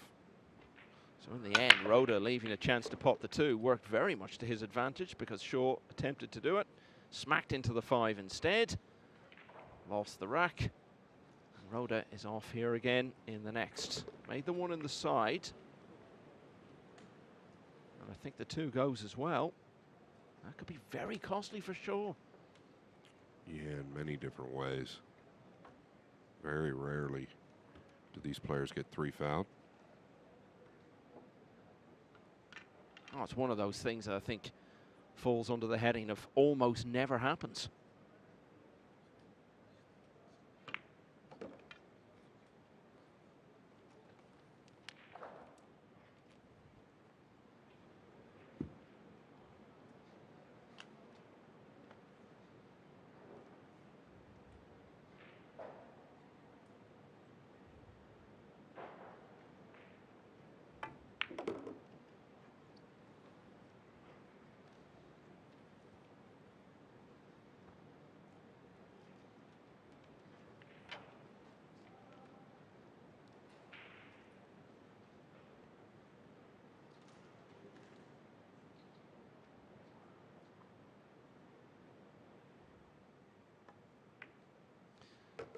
Just the one break and run so far in this match. It was achieved by Jeffrey Rhoda in rack 8. Chance of another here.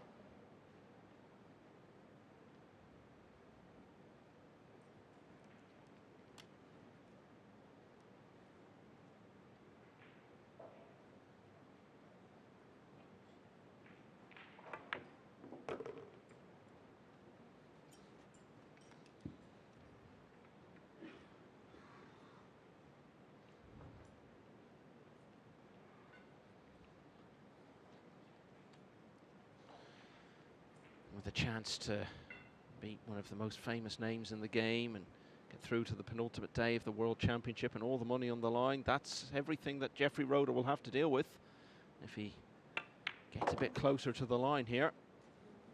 I think all the indications are he'll deal well with that. This is someone who really just arrived on the World 9-Ball Tour not so long ago and immediately started beating very good players and going a long way in some of the biggest events in the game.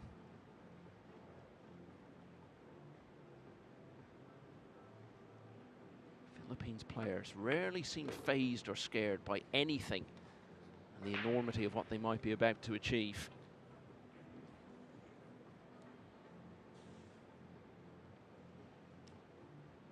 Yeah, you got to wonder what that last rack did to Shaw. He was already dealing with the demons. Yeah, well, we haven't had a chance to see yet because he hasn't been to the table in this rack.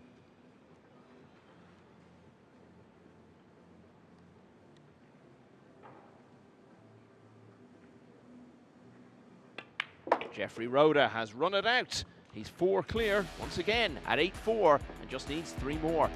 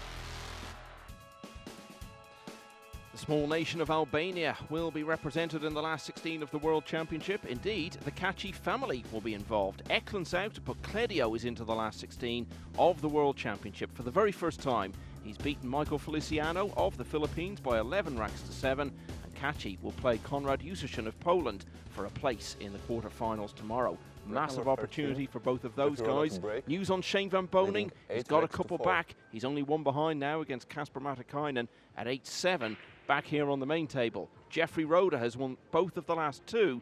He now leads Jason Shaw 8-4 and is 3 away from making it through to tomorrow. Yeah, outside of some mistakes, I feel like he's breaking as good as just about anybody on this table, Jeffrey Roda. This, not ideal.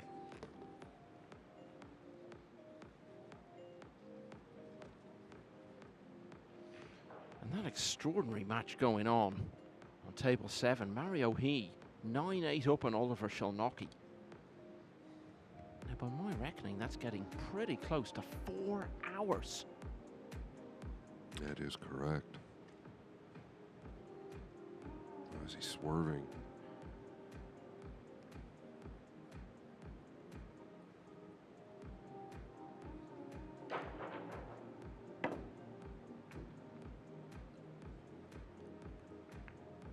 Jason might be livid from this one. Can he lengthen this out with a right cue ball off the left long rail? He's going to have to swerve to do it around the 9.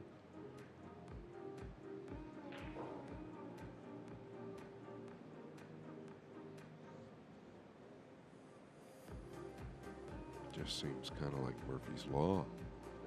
We've talked about it since the beginning, Michael. How much has his previous finishes in this event gotten to him? Does it affect him? Is it in the back of the mind? Do the balls know?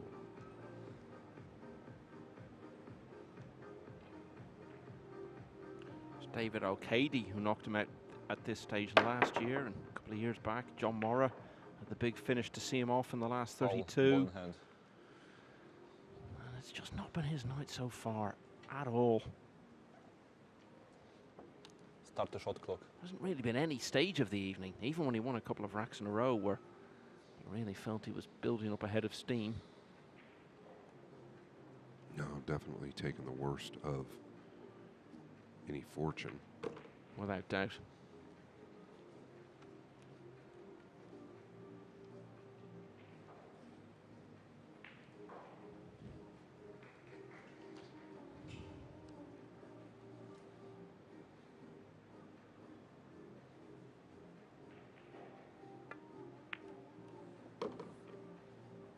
This is short. Yeah. Now might have to face with a little traffic. I think he can draw between the 9 and 5 here with an extreme low left ball. Hard to tell exactly how thin this is. Extension called. The old greats like, well, I think everybody knows who Efren Reyes was. He could twist this probably better than any player to ever live. He's going to level out.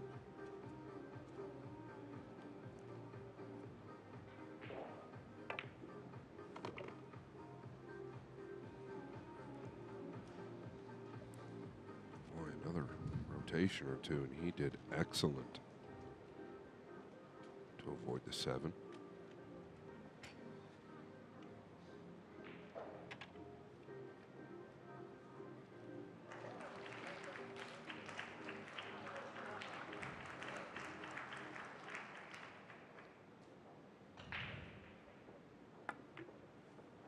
That's extremely clean. Needs to bounce. Here we are again. Yeah, Efren Reyes, who you referred to there. The Pele of pool, winner of this championship in 1999. And I believe he's coming here again over the next couple of days.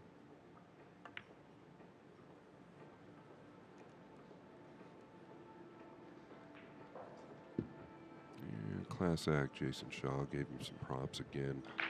Really good speed by Rada. Can anything good happen for Jason here? Make a good hit, maybe get away with it.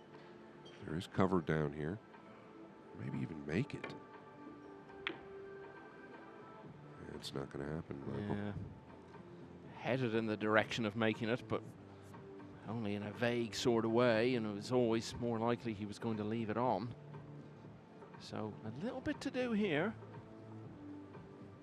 If he can get this first shot right, the rest looks pretty straightforward. Just got to mind his work a little on this one. Should be okay.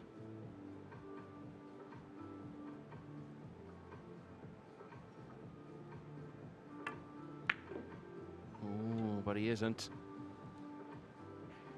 And you can see there where the cue ball's finished. If the 6 drops, it's as easy as 7, 8, 9 as you could wish for.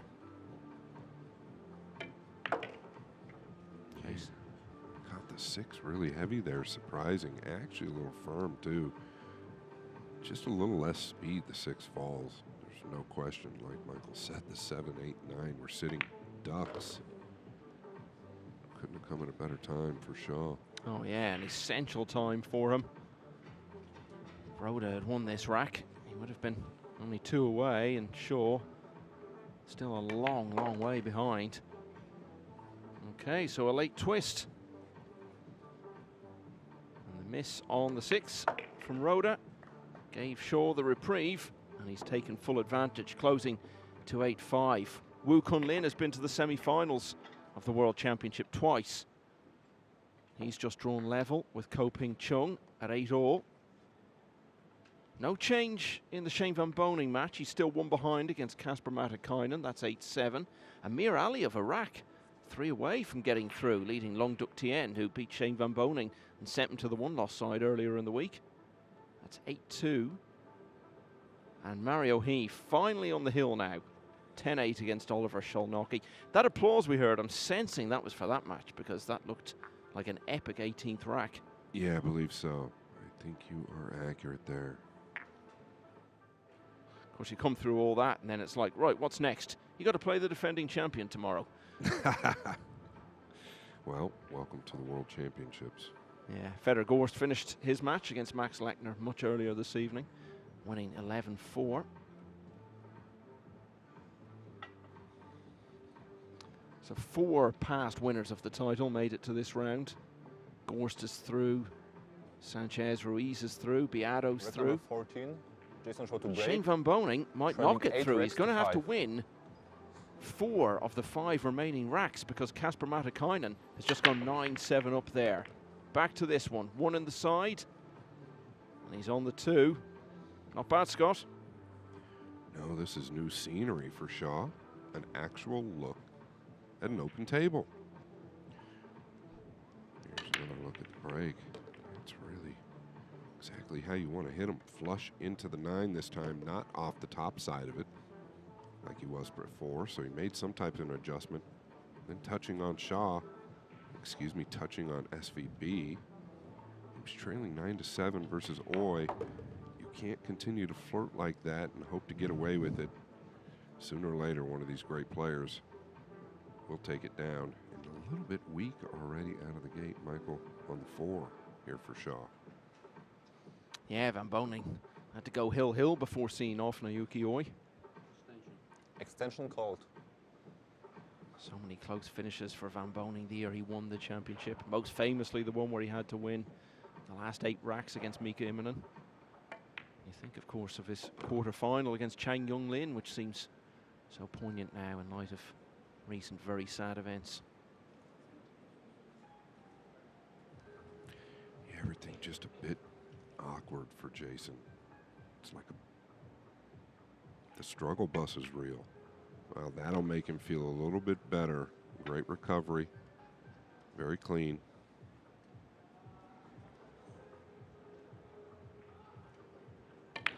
Short side on the 7 down to the lower right. And once again, he's okay. Cue ball could have held up a rotation or 2.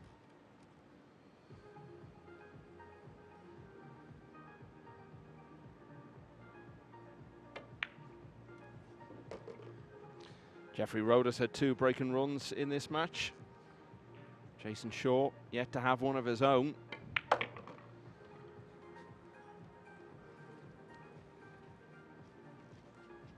Still a bit awkward. I mean, he is obviously a heavy favorite here.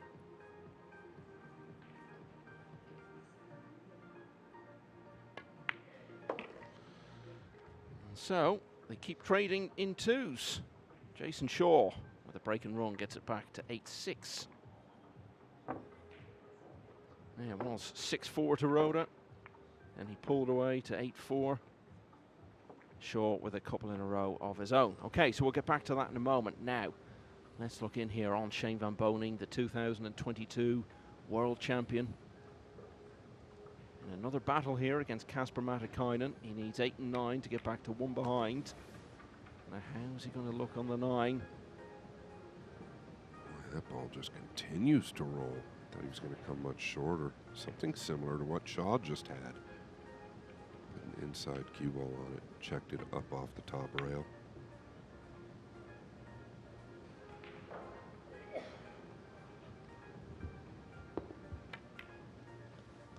Okay, said he needed to win 4 of the last 5. He's got that one.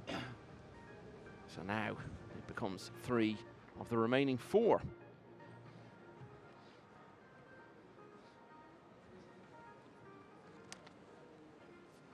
Break number So 15. the last time Jason Shaw break, was within trading a 8 single racks to rack 6. was all the way back at 2-1.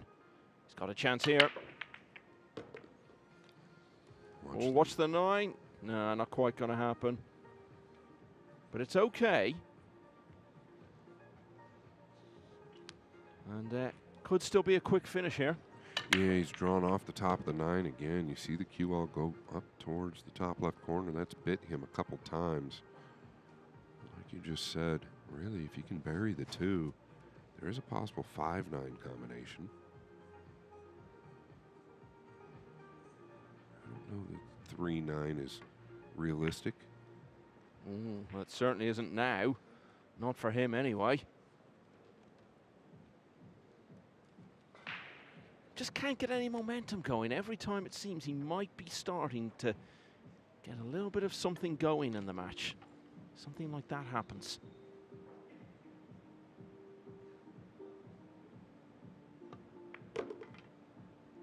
Okay, so not playing for the 3-9. Yeah, the 5-9 more realistic, I think, in this position. Just think the 9's a touch above the shelf.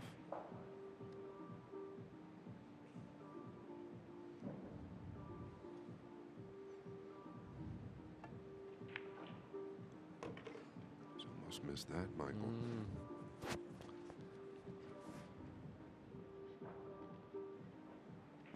And they go on and on and on table 7. Oliver Sholnocki has won rack 19. So Mario He's lead is down to 10-9. All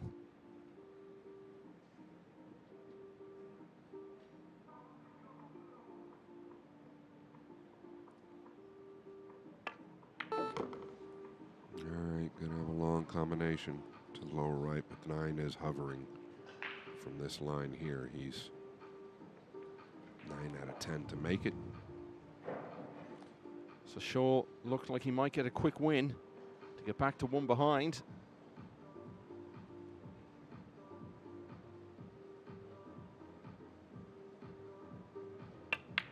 Instead, the difference between them is back up to 3, and Jeffrey Rhoda only needs a couple more now to make it into the last 16. It's 9-6.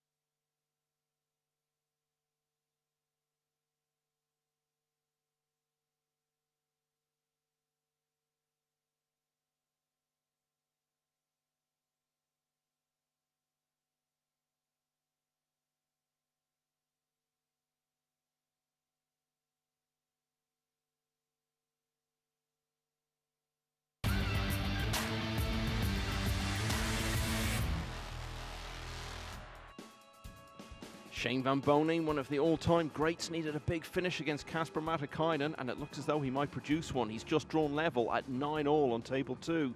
Back here on the main table, 9-6 to Jeffrey Rhoda over the last remaining British player, Jason Shaw.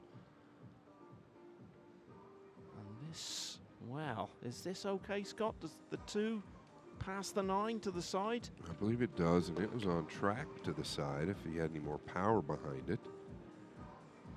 He could play the combination if it doesn't go, and maybe a built-in backdoor safety with it.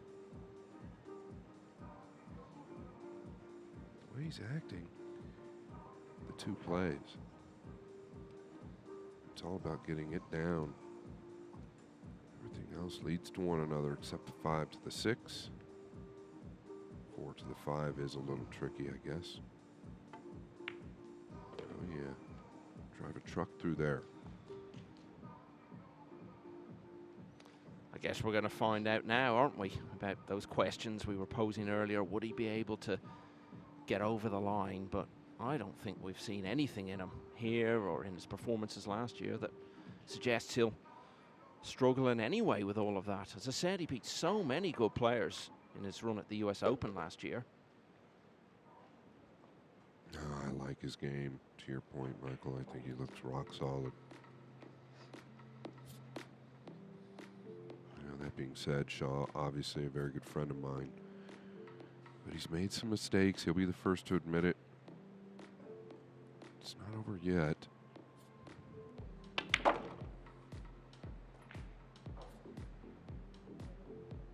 Well, this just made things a lot more difficult. Elevated directly over the 8. Can he reach it in any way, shape, or form? He's going to have to use the bridge. Even then, how good is he with it? Snooker background. Well, there you have your answer.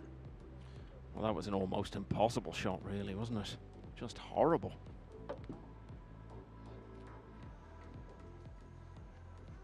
Yeah. Nothing fun for Shaw. You saw the way the tip almost slid off the cue ball. He just couldn't get a grip of it at all. It's so hard to do. The bridge on its side like that as well. Could have turned out a lot worse though, but that couldn't. Jason Shaw looks thoroughly fed up with everything, Scott. Yeah, he was trying to send the 5 back up table. Swerved really kind of right into it. You could see there in the replay that the spin took right away. So the table obviously getting a lot more play. You know, newer cloth, it's going to swerve out more, then take. Well, it took right away there. And I don't know.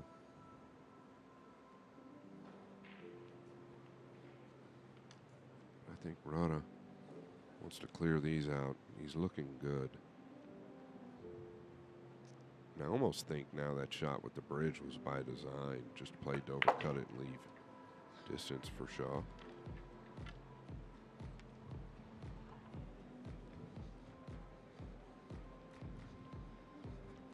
Job not done yet. We've seen him falter from more straightforward situations than this tonight. Early on in the match.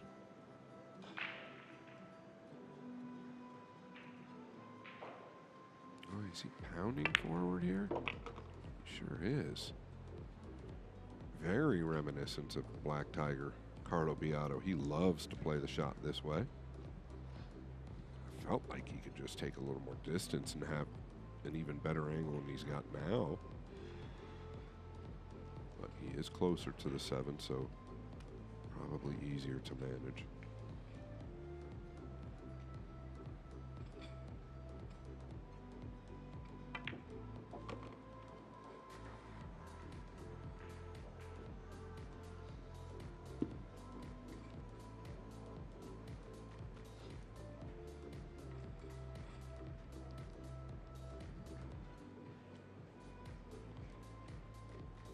Taking a moment to compose himself. Maybe the first sign that it's hitting him. This is a massive moment for him.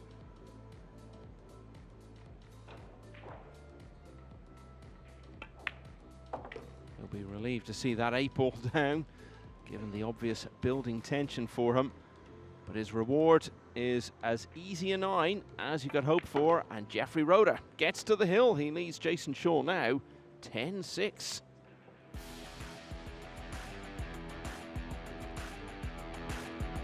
Now Ko Ping Chung has just levelled with Wu Kun Lin at 9-all.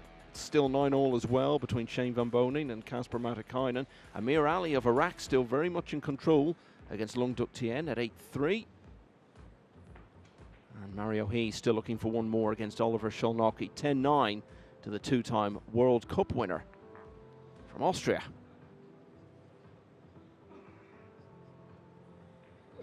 Yeah, and I believe Shane Van Boning has just given up ball in hand at that 9-9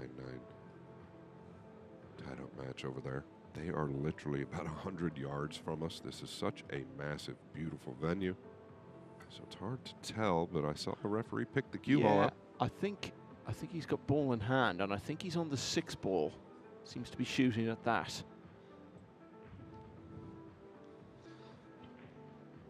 Remember, if Van Boning loses that, there'll be only 3 players in the last 16 who have ever won the World Championship before. On the other hand, if he wins, we'll have 2 past winners playing each other, because the winner of that plays Francisco Sanchez Ruiz. Back here, Jeffrey Roeder needs one more. Jason Shaw has got to win 5 on the spin. FSR quietly going about his business. Okay, needs some help from the 9, Jason Shaw does. Roeder would like to get clear. Boy, it's hard to tell here. The overhead tells me he can get at least the mid part of the 2-ball, which might be able to bank this cross side if that's the case. Once again, very consistent with the 1 in the side.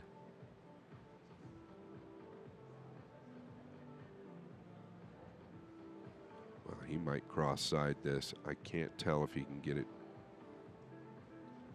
directly into the right middle.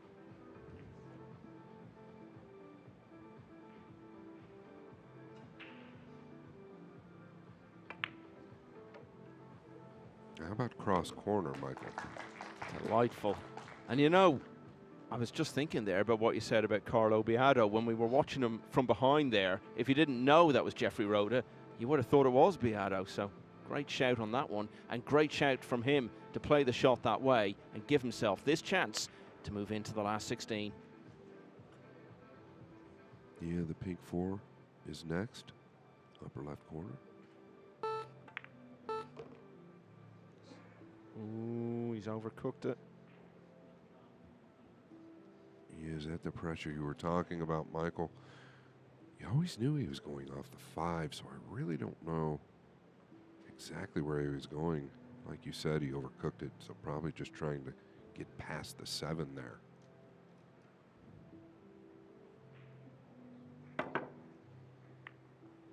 Oh, look at this. He's going to get the gap. Par for the course for Shaw. Or is it Murphy's Law? Going to the jump cue. He is probably fuming. Extension called. Sometimes what can you do, Michael? You just kind of got to laugh it off. We all have them these days.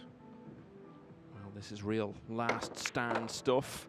Okay, so is that going to be a temporary resistance or the beginning of a famous run of 5 in a row, which is what Shaw now needs to stay in this year's World Championship? Well, we all know he's capable.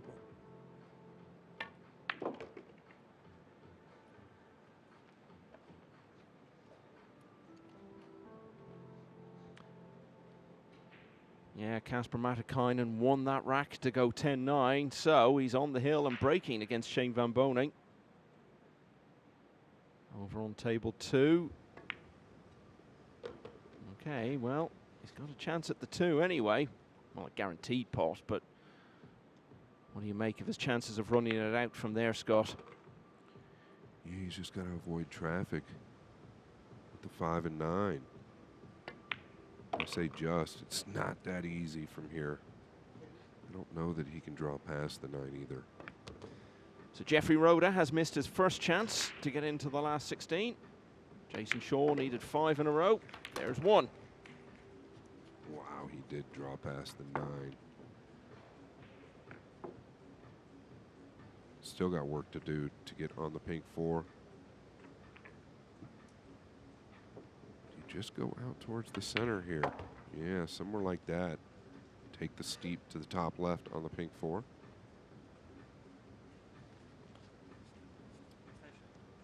Matikainen hoping to be the second man this week to beat Shane Van Boning after Long Duk Tien did that on the opening night, and he's just won rack 12 against Amir Ali. Get back to 8-4 behind. Yeah,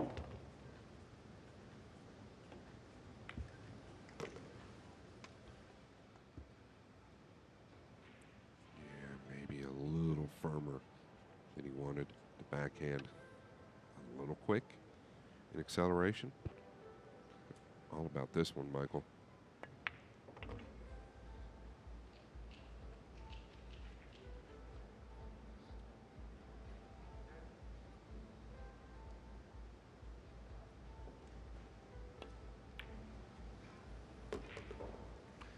Well, it was in this round 3 years ago that Van Boning pulled off that famous comeback to Number see off 18. McKimmon and Hill. Jason Shaw to break, Way trading to 10 win racks the to title, 7. but he may not get another chance in this one. We'll keep an eye on that as we get back to the main table. Shaw's made the 1. Well, he's got some sort of look at the 2 anyway, Scott. Yeah, and it carries position. The 3 plays in the same corner. He's been getting some heavy kisses on the white. Off the break. Oh, look at this. Mäkinen just catches the point for automatic position on the 6. Otherwise, might have finished a little awkward. 4 balls away from a huge win versus SVB.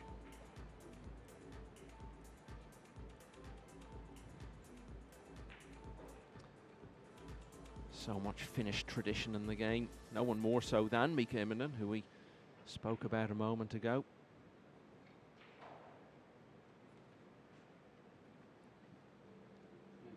Extension called. Split screen here over to left. Shaw's overrun the mark on the 3.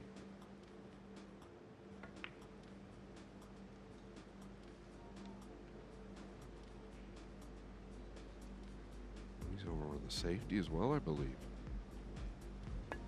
But no mistake from Kasper Matikainen.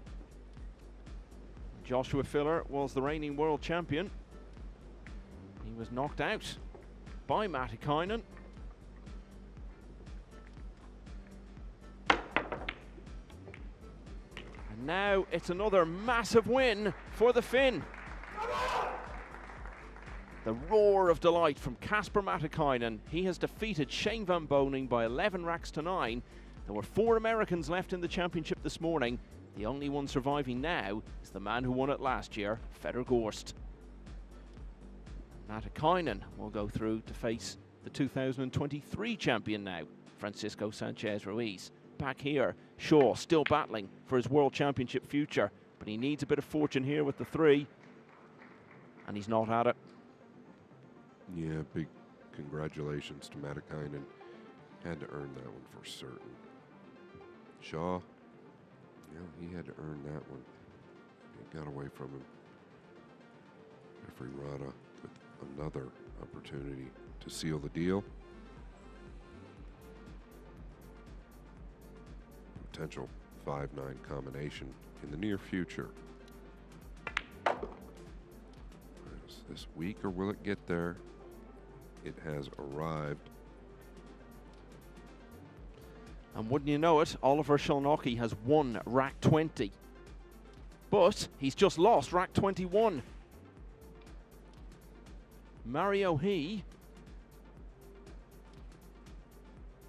has defeated Oliver Shalnocki by 11 racks to 10, yep. Just waiting for absolute confirmation of that as we see Rhoda miss the 4. But it's come up in front of me that he has won that match 11-10. Well, I see him unscrewing his cue, so it seems as though that one is finally over, and Mario He will play the reigning champion Fedor Gorst. Quite an abrupt end to such a long contest. A lot of balls on the table, so it looks as though he got a quick win in that final rack. Anyway, back to this one. Yeah. Big miss. Again from Rada on the pink 4. Great touch by Shaw. Swinging the cue ball 2 rails behind the green 6.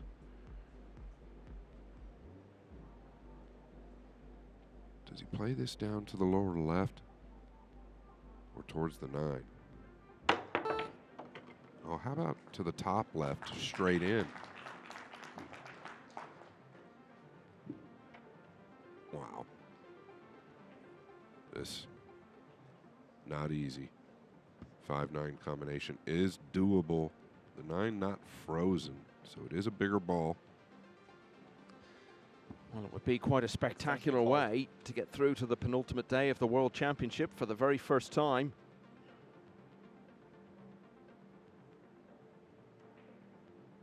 Could Karam this as well. Yeah, that's what he's gone for. Oh, but it hasn't happened. Now, what's he left for Shaw?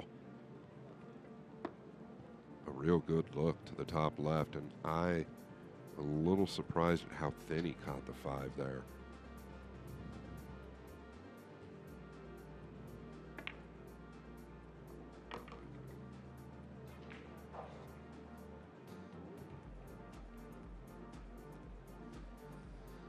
Well, we spoke about those 3 successive defeats at this last 32 stage for Jason Shaw. One of them was when John Morra came back at him and overtook him in a hill-hill finish. Is it going to be Shaw on the other side of that story tonight? He's got these balls to get the second of the 5 in a row that he needed.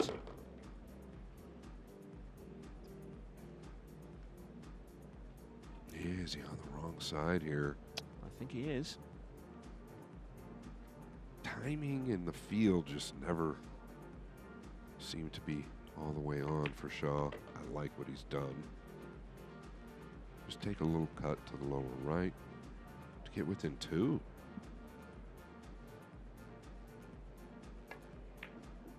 Jason Shaw breathes on in this World Championship. He's back to 10-8. Okay, so this one of 3 matches still going. Ko Ping Chung and Woo Kun Lin. Well, they were level at 9-all, and now I see the ball's being racked again, so someone's gone to the hill there at 10-9, and I'll tell you very shortly who that is. And Amir Ali is 1 away from the hill now, 9-4 up on long at Duc Tien. And those 2, the only ones still going apart from this one. So this is Amir Ali against Long Duc Tien. Ali, up until now, has been known as the man who once led Fedor Gorst 7-0.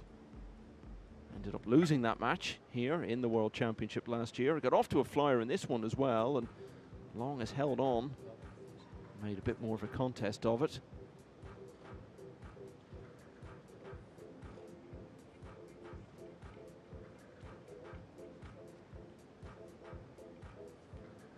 Winner of this will go through to face Anton Raga, who ended the hopes of Johan Chua earlier this evening.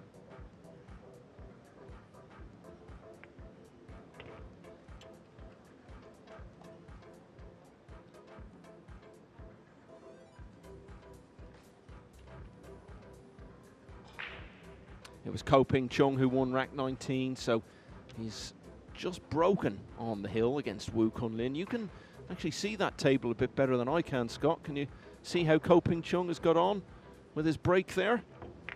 Well, he's got to look at the 2. He's got the 1 down, but it's a long look. Bright future if he can bury it, though.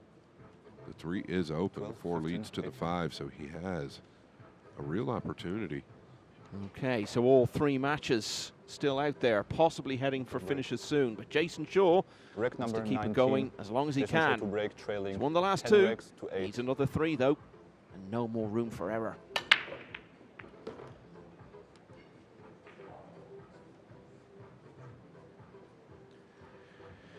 I'm going to say it again. It just seems to be the story.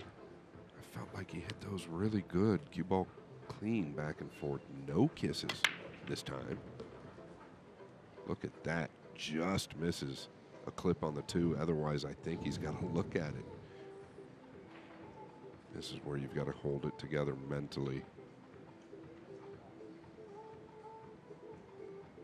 Yeah, the luck has gone against him this evening, but dwelling on that isn't going to help him get back into this match and turn it round. I would consider pushing just straight out just a little bit, maybe to a jump safe. Okay, he's looking at it, or is he kicking to the bottom rail? I think you're just giving Rada too much ball to work with here. That's just my opinion.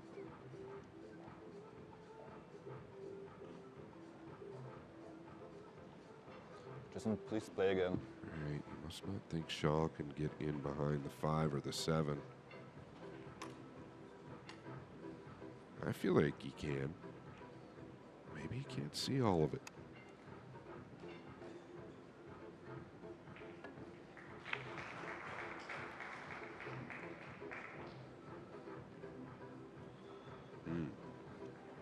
Definitely could see all of it. Surprised he didn't elevate a little bit there and just try and dig. Drop the cue ball downward. Kind of let the 2 go. Maybe even fluke it in the top right corner. Does he take this on?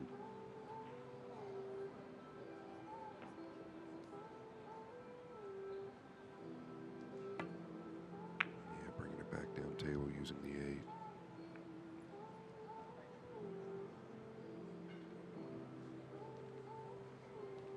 Just kind of rested there. Not within the pocket, just outside of it on the left side. Jason looks a bit tired to me. Yeah, that's how it's gone through the match. Rhoda, as you can see, led 6-2. And really, they were into a pattern of trading them 2 for 2 for a while. And Sean needs to put together 5 of those little blue graphics on the left side if he's to keep his world title dream alive.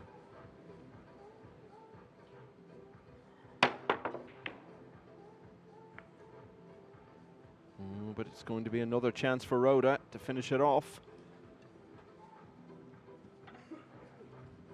Testing though. And speaking of the 5, it did finish in a funny situation or a funny position. I don't know how flat he is here on the 2. Is he forced to try and draw all the way back? Be nice to just stop right there.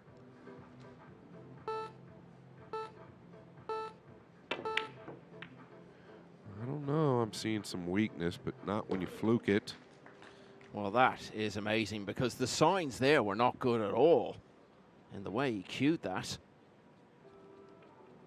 And Shaw will have noticed that, and that ends up being the shot that sets Rhoda up to knock the Scot out of the World Championship. What a bitter feeling that's going to leave in the mouth, but hang on. Yeah, he's caught the 6. Quite a bit fuller than he expected. Want to come off the edge of it thin with that outside ball, or excuse me, inside ball.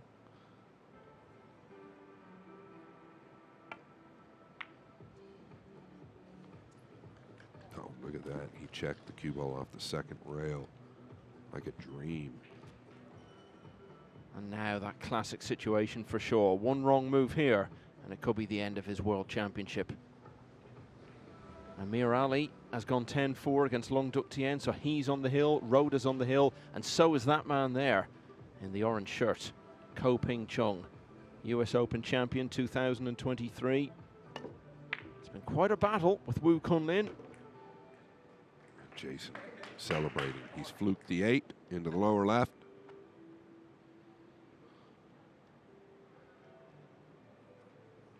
So Ko Ping Chung has this 9 ball for an 11-9 win, and Wu Kunlin actually steps forward and concedes. Twice Wu Kunlin has made it to the semi-finals of this World Championship. This time he goes out in the last 32. Ko Ping Chung now faces James Aranis. How's the speed here?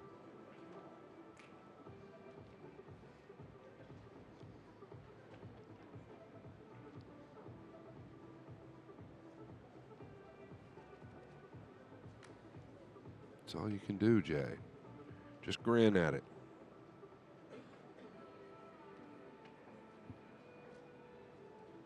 Couple opportunities on the 4 in the last few games for Rada. This one, not so great. Oh, hang on. Another one that falls for him. Now, what sort of a shot has he got here on the 5 ball? I think he's got to jump at this.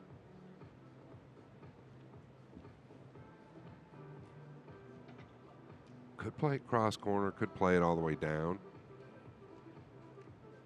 I mean, all the way down. Jumping this would be spectacular.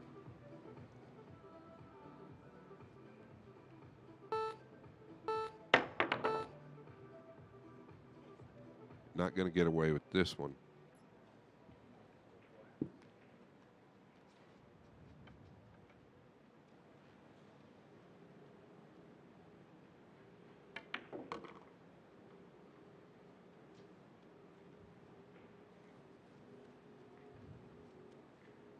Get a little thinner than he'd liked.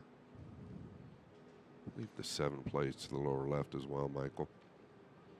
Also plays to the side.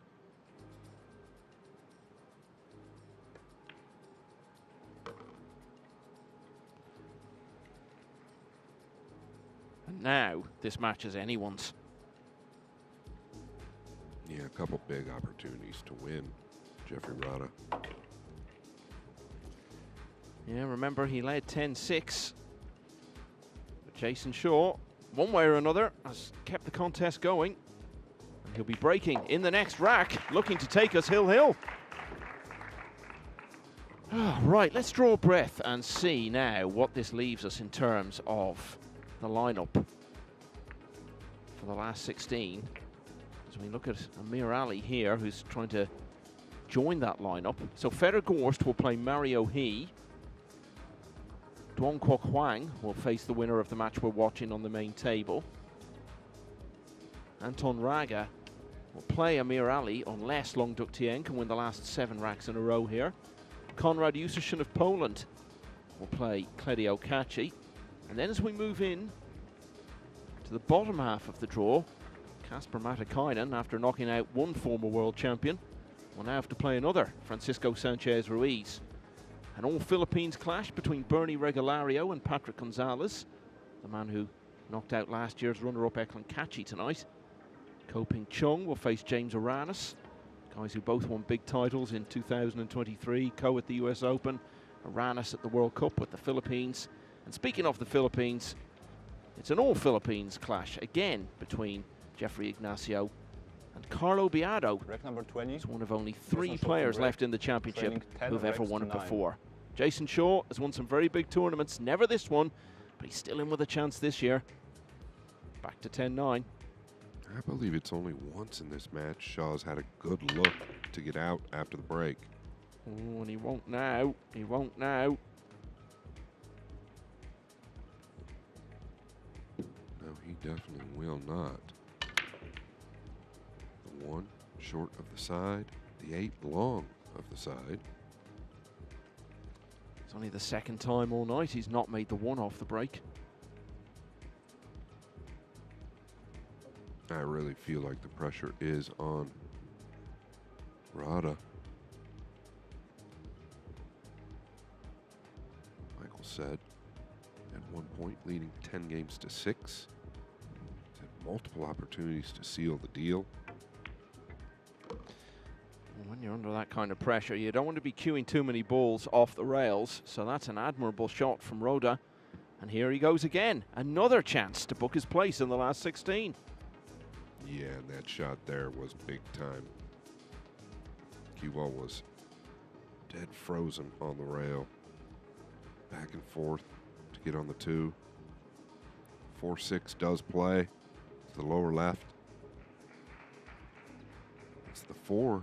It's been the stumbling block. last few games for Jeffrey. Wow.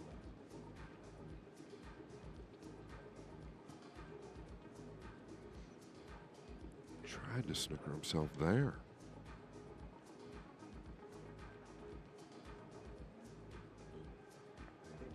Extension called.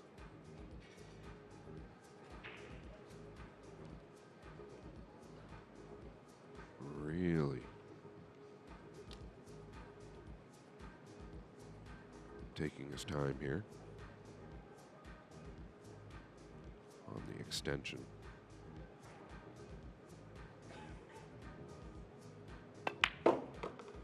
Caught it heavy. Now he's got to do some work.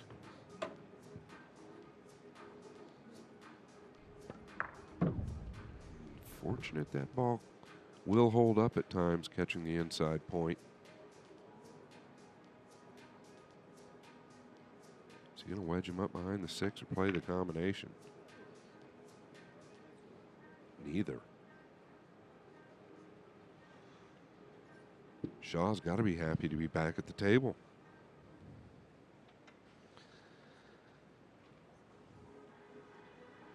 If you stay out there long enough,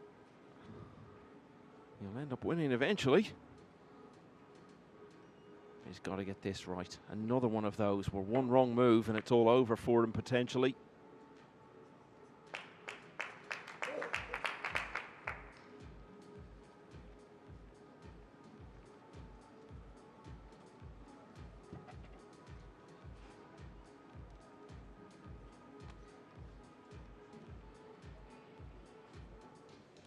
His extension is gone. This ball does pass to the lower right corner.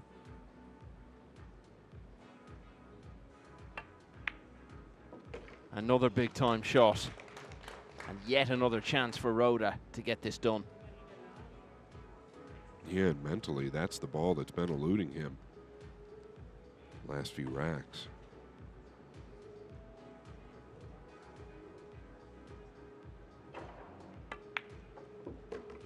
Wide on the 5, got it down. Well, we said not so long ago there had been no signs at all of pressure and the enormity of it all bearing on him. I think we've seen some of them in the last few racks. Yeah, I'd say that's accurate. Well, he's feeling that unique pressure of having had a big lead and then the possibility being raised that he might not get it done. But if he doesn't get through from this position, he really will only have himself to blame, because this is as straightforward a 7-8-9 as you could reasonably ask for.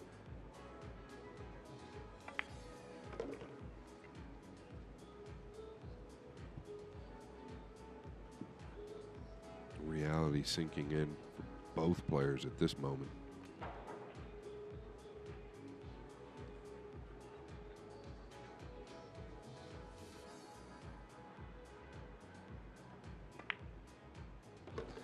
Well, Jason Shaw hung on and hung on. From 10-6 down, he got back to within 1. Rhoda has needed plenty of chances to get it done, but get it done he has in the end. Jeffrey Rhoda is the winner by 11 racks to 9. He goes through to the last 16, when he will face Duong Quoc Hoang of Vietnam tomorrow. And for Jason Shaw, it's the 4th year in a row he's gone out in the last 32 of the World Championship. He has still, in his whole career, only ever gone past that stage on one occasion. And Darren Appleton, 13 years ago, will remain for at least another year Britain's most recent world champion. Emotional scenes for Jeffrey Rhoda. Some of his fellow players really enjoying the moment with him as well. So many representatives for the Philippines now in the last 16. We'll make it 7 in total. That's almost half the last 16 lineup. Well, Rhoda feeling all sorts of things. Relief, quite high up on the list. For Jason Shaw, it's another year going by without joining the list of players to have won both the World Championship and the US Open. So this is what has been going on the main tables this evening. Johan Chua, many people's pick for the title this year, but his hopes were ended by Anton Raga. We've just seen Jeffrey Roder go through. Fedor Gorst, the defending champion, quite comfortable, but Shane Van Boning, the former champion, out, beaten by Finland's Kasper Matikainen. James Aranis and Duong Kwok Wang, the winners on table 3. And on 4, Bernie Regalario, the young Philippines player, looks likely to be joined in going through from that table by Amir Ali of Iraq, but he's still playing, still looking for one more. He's at the table in rack 15 against Long Duk Tien. Well, what an evening it's been. We've seen an epic match as well. Mario He beating Oliver Szolnocki went on for over 4 hours. And tomorrow we've got 2 more rounds. We'll be down to the last 4 by tomorrow night. Quarterfinals tomorrow evening. Last 16 before that, though. It all begins high noon UK time here in Jeddah in Saudi Arabia. Join us again tomorrow for the penultimate day of the World Championship. Good night.